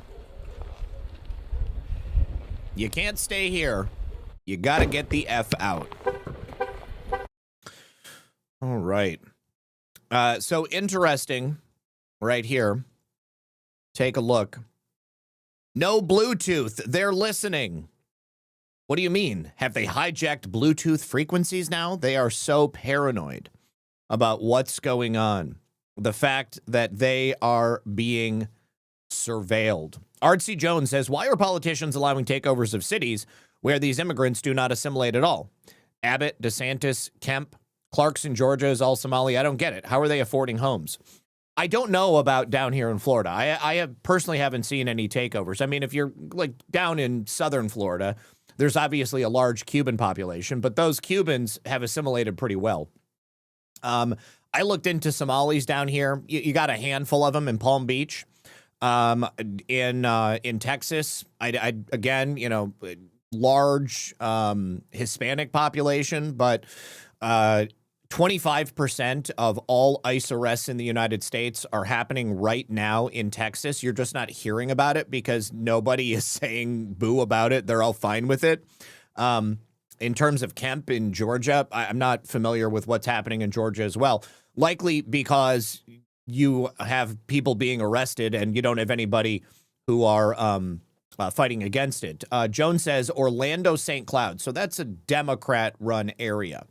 And, of course, you know, they want the immigrants there. They want illegals there because those people translate into votes.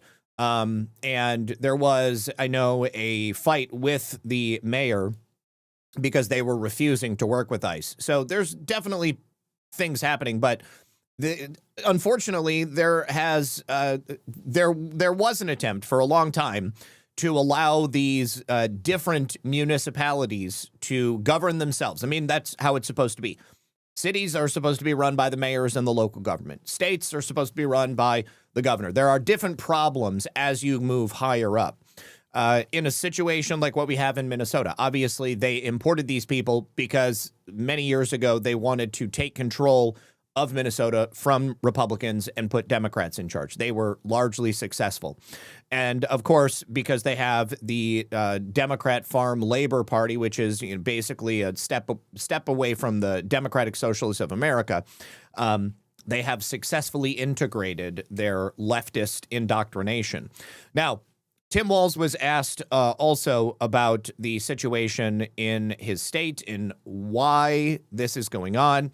Of course, he is deflecting from the problems in his state and blaming it on the fact that President Trump needs to deflect from Epstein or from the controversy around Nicolas Maduro. That's obviously not the case. What's happening in Minnesota is a direct response to the problems that Tim Walz and his people have allowed to exist for such a long time.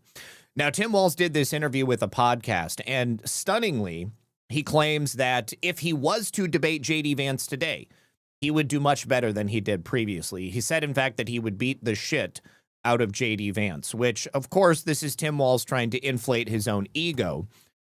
He would not handle himself any better than he did back then if he was to debate J.D. Vance today. And I would argue it would probably be even much worse than it was at that time, because cheerleading you the last 2 weeks. Can I give you my one bone that I've got to pick with you though? If we're gonna hang out? I have noticed in the past that you are not.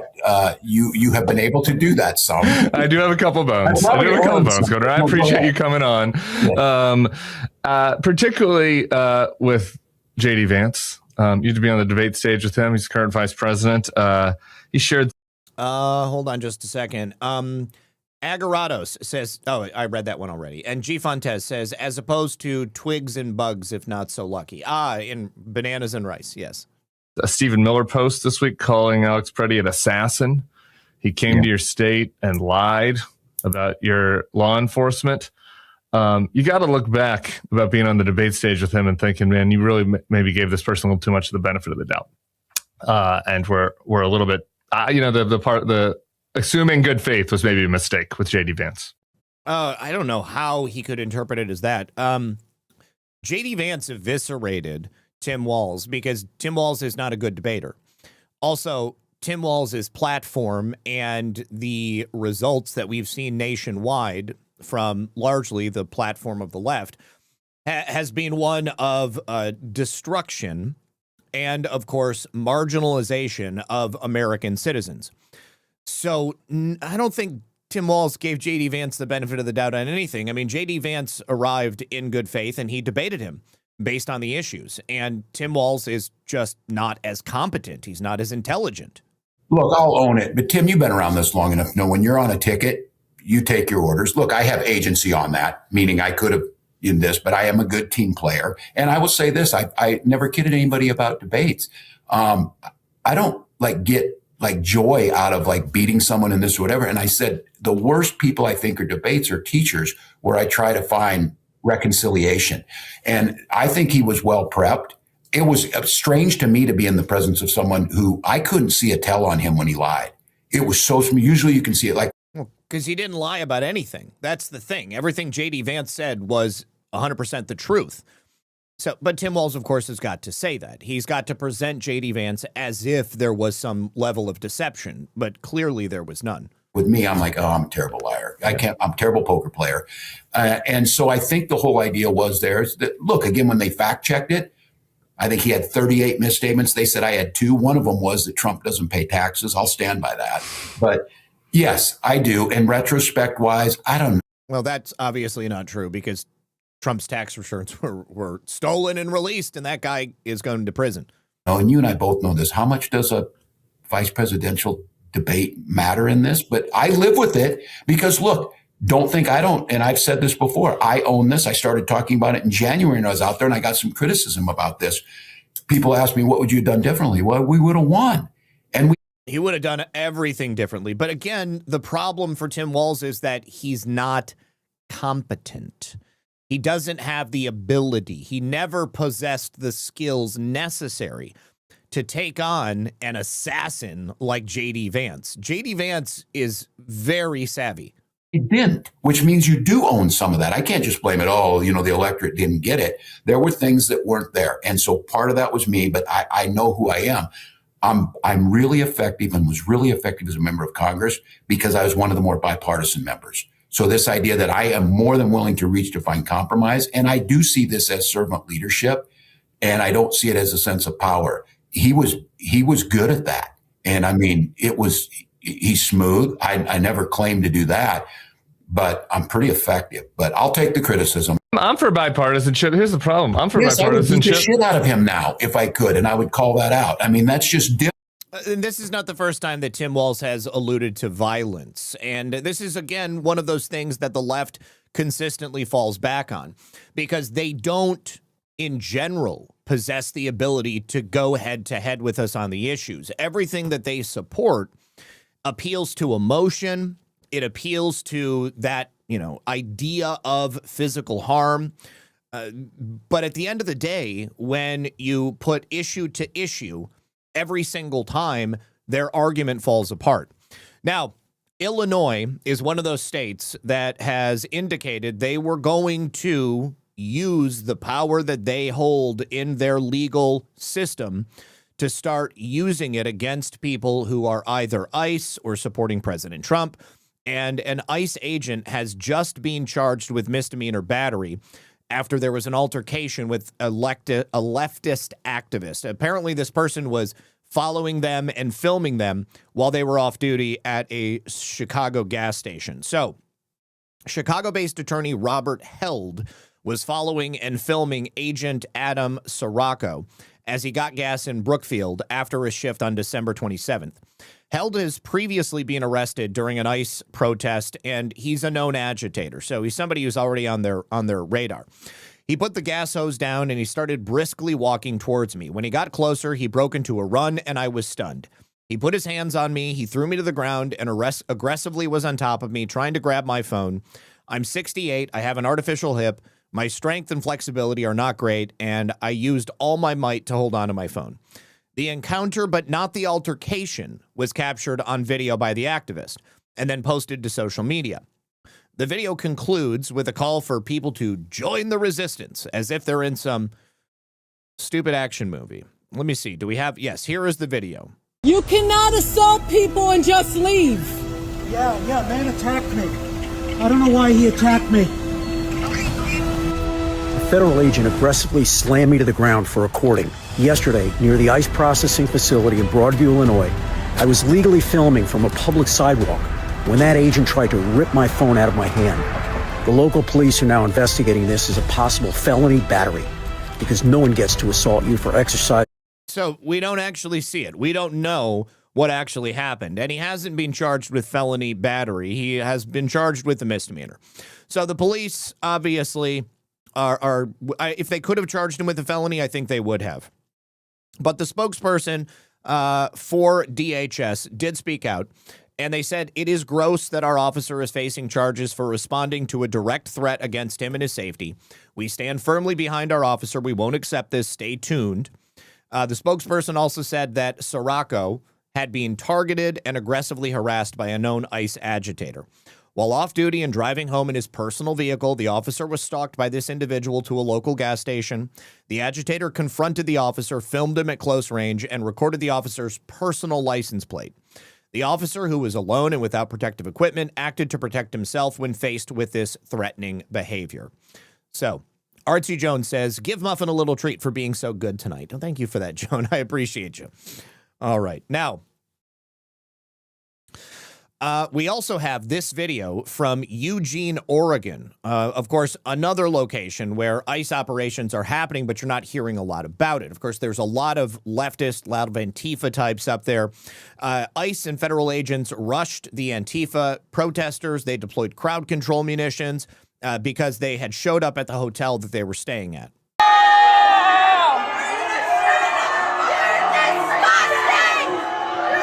Or rather, this may be a federal building. I'm sorry. Maybe I'm just getting this confused with the other one from Minneapolis.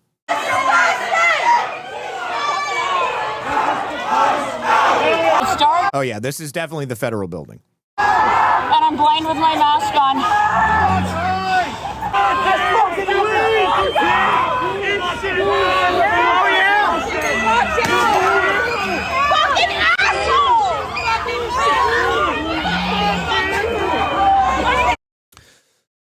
Also, we have a member of the Republican House Caucus, Mike Lawler, who says that President Trump's deportation policy is not working. Really, Mike?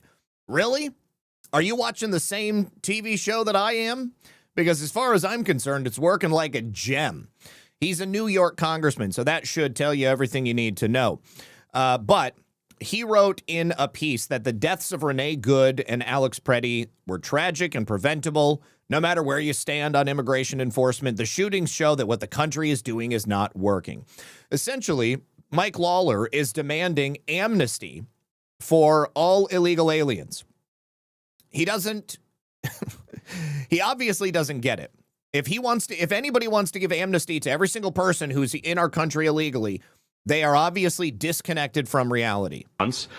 He has also won the argument when it comes to deporting criminal aliens. Most Americans agree with that. Where I think most Americans also agree is that if you have been in this country 5, 10, 15, 20 years, you've been working, you've not committed crimes, you have children or grandchildren that are American citizens, we want a legal path. No, we don't. No, we don't. I don't care how long. If you've been here 5, 10, 15, 20 years, that's an even greater argument to have you deported because you've had ample time to get yourself legal.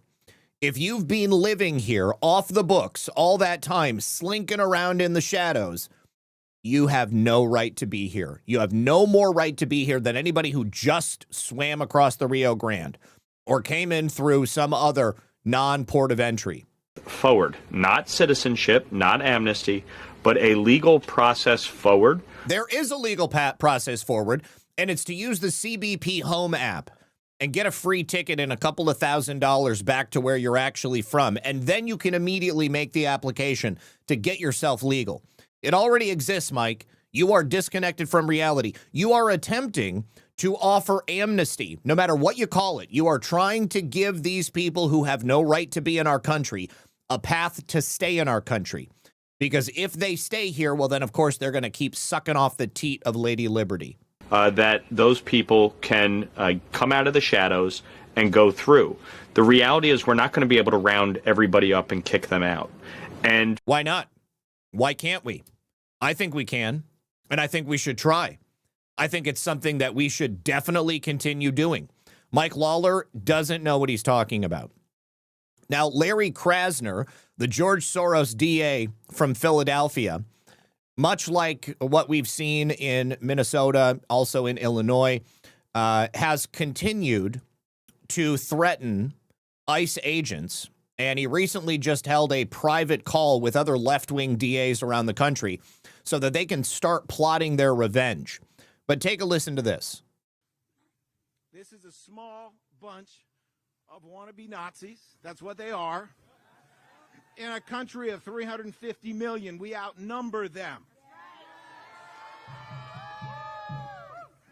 And as long as we stick to our values, protect our rights, make it very clear that homicide is not okay just because you are a federal officer. If we do that, this will end differently. I have one final promise to you, and that is that I, along with a bunch of other state prosecutors, keep your eye on this, you'll be hearing more about it tomorrow, but I, along with a bunch of other state prosecutors, are rallying around Mary Moriarty, who is the prosecutor in Minneapolis. I know for a fact she is working 24/7 to make sure that there is justice coming out of what appear to be, by all indications, criminal homicides and what appears to be, by all indications, a criminal shooting of someone in the leg. I want you to understand that just as you have come together, there are state prosecutors coming together right now to make sure that people understand there will be accountability. There will be accountability now. There will be accountability in the future. There will be accountability after Trump is out of office.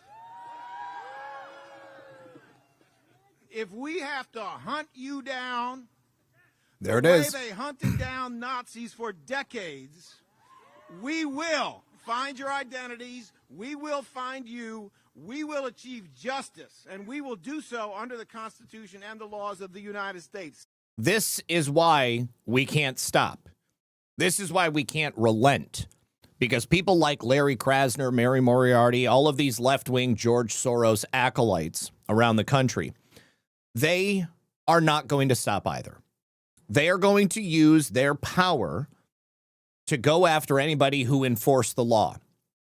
And so that's why I'm so happy when I see people effing around and finding out. Remember that woman, the nurse who right here had wished a grade 4 tear on Caroline Leavitt? Remember when the death cults used to just drink the Kool-Aid and then die and leave us the fuck alone? Why can't we go back to that? I just want to go back to that. Please?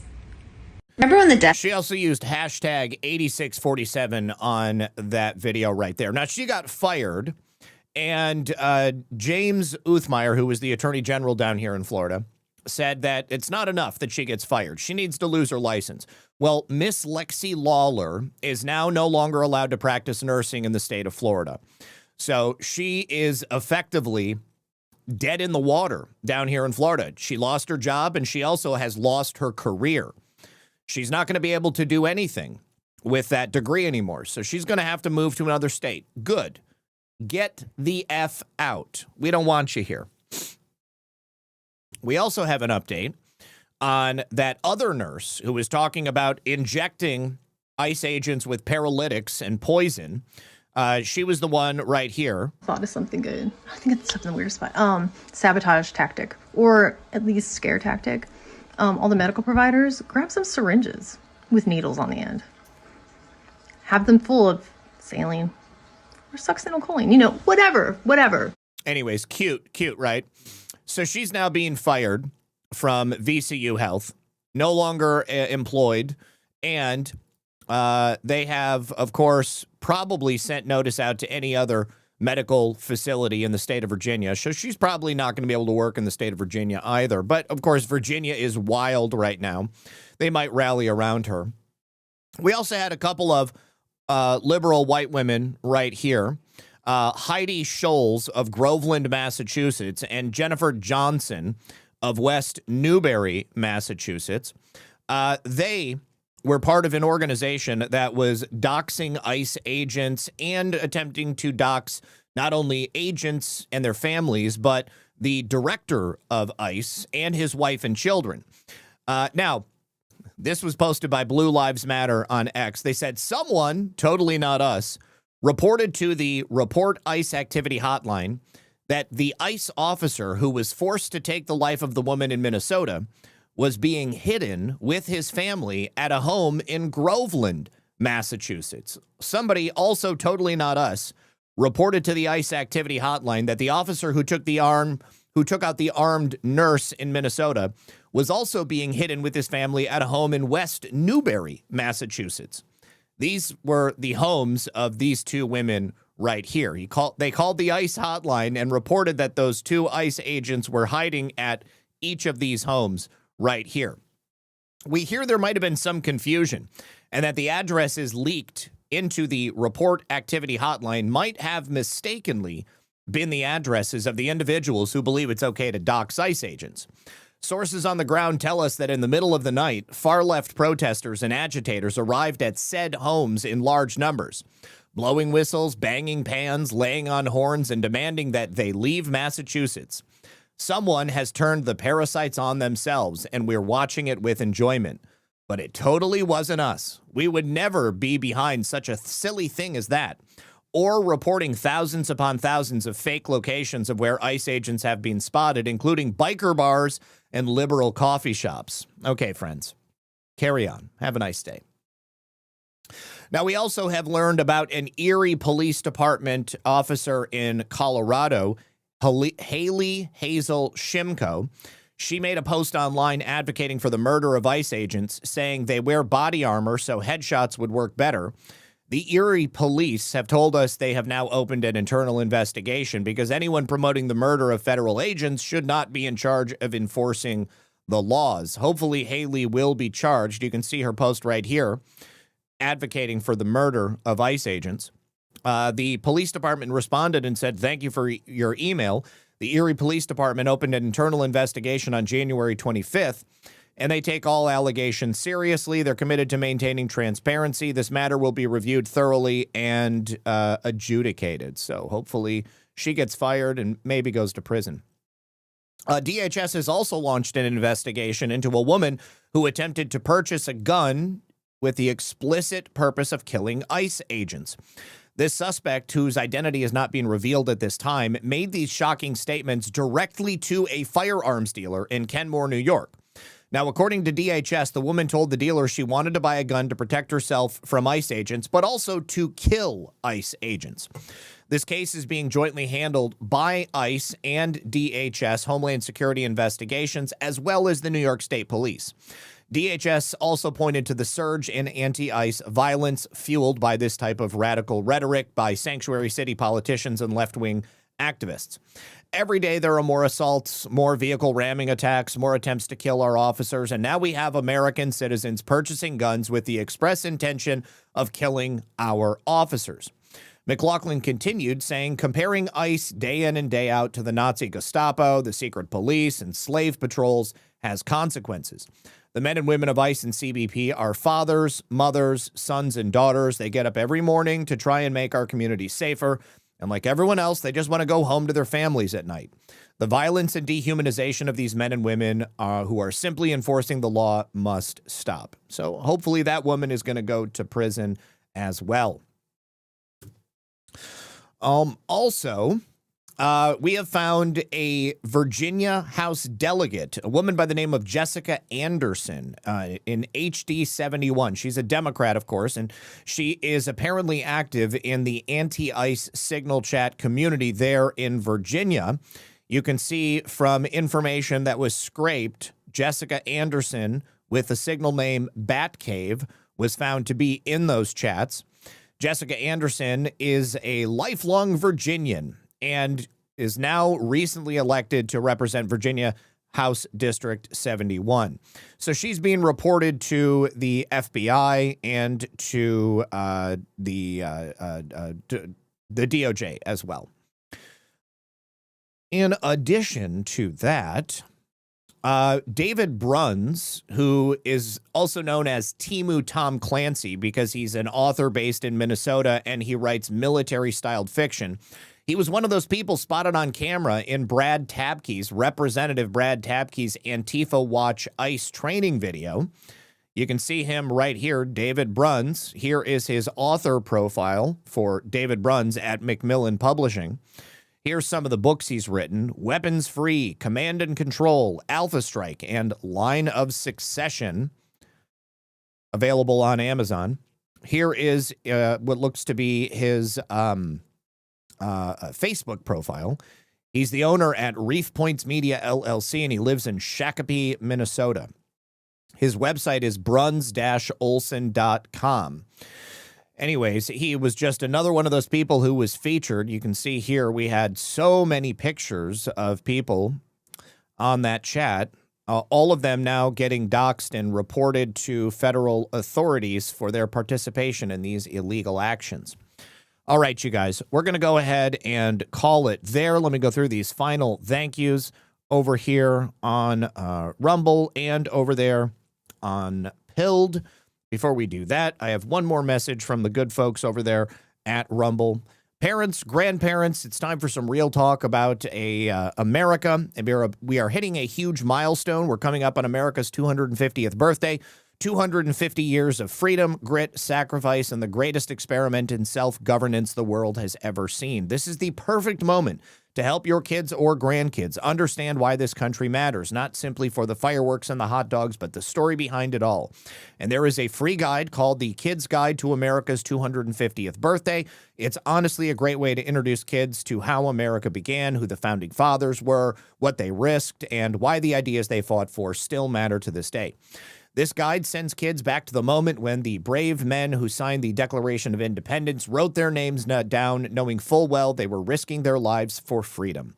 It breaks it all down in a way that kids can actually understand and enjoy, and without watering it down or turning it into boring schoolwork. So if you care about raising children who know where this country came from and why it's worth preserving, this is something you're going to want to grab. And the best part, it is completely free. With this special offer, you just need to pay $2 for shipping and handling. Just head over to freeusabirthday.com. That is freeusabirthday.com, and the Kid's Guide to America's 250th Birthday is available there for your kids today. America's story matters. Make sure the next generation knows it. You can also use the QR code on screen or the link that you see in the chat. Final thank yous to our friends over here on Pilled. Let me say thank you to Judy the Lady Pug for the cookie, Filter Dog for the cookie. He says, first rule of crisis management, get them to talk about something else. Also, Nasra Ahmad, Bananas and Rice, just arrested in Minneapolis for assaulting officers. And Good Dog 45, thank you for the can. All right, I appreciate you guys being here. Thank you very much, no matter what platform you are on. If you haven't yet, please hit that like button. Help us out by sharing the show. Don't forget about the sponsors of the program, including, let me see, which one do I press? This for decades, our dietary guidelines have told Americans the same tired old story. Low fat. I don't know which button to hit. All right. Well, there is my friend Jessica over at goallgood.com, goallgood.com, where, of course, they have the specials available for Valentine's Day right now. If you order any of their bundles at goallgood.com/redpill78. You will get a free sample of their tallow sunscreen at goallgood.com/redpill78. These are pure tallow-based products that are great for you and for your body. Of course, my friends over at onenessdrops.com/redpill78, where they have chlorine dioxide and a number of other products, including mullein extract and soursop extract tincture. You'll get 15% off there when you use that code REDPILL78. Of course, MyPillow.com. Use the code RP78 to save up to 80% off of Mike Lindell's amazing American-made products. And, of course, you will also be supporting his run for the governor of Minnesota, which just got a little bit easier because Tim Walz is not running this time. And Mike Lindell is actually like the #1 pick for Minnesota governor right now. Don't forget Jordan over at consciousstrength.net/RP78. You can save 10% off of all of their products, which include Methylene Blue, Shilajit Gummies, DMSO, and their Parasite Cleanse if you want to get rid of parasites and all that nasty stuff in there. And, of course, rncstore.com/RP78 for your B17 products and apricot products, including bitter raw apricot seeds. My good friend John Richardson Jr. is the founder. I have interviews that I've done with him. He's a great guy. If you want to check out what this could be used for, you can find that in the playlist section of my Rumble channel, which is on the homepage when you visit on desktop. All of the information is available in the description below. Thank you for being here. Good luck. God bless, and I will hopefully see you tonight at 9 p.m. on Badlands Media with Brad for another episode of Altered State. If I don't, then, of course, I'll be here tomorrow at 5. Peace.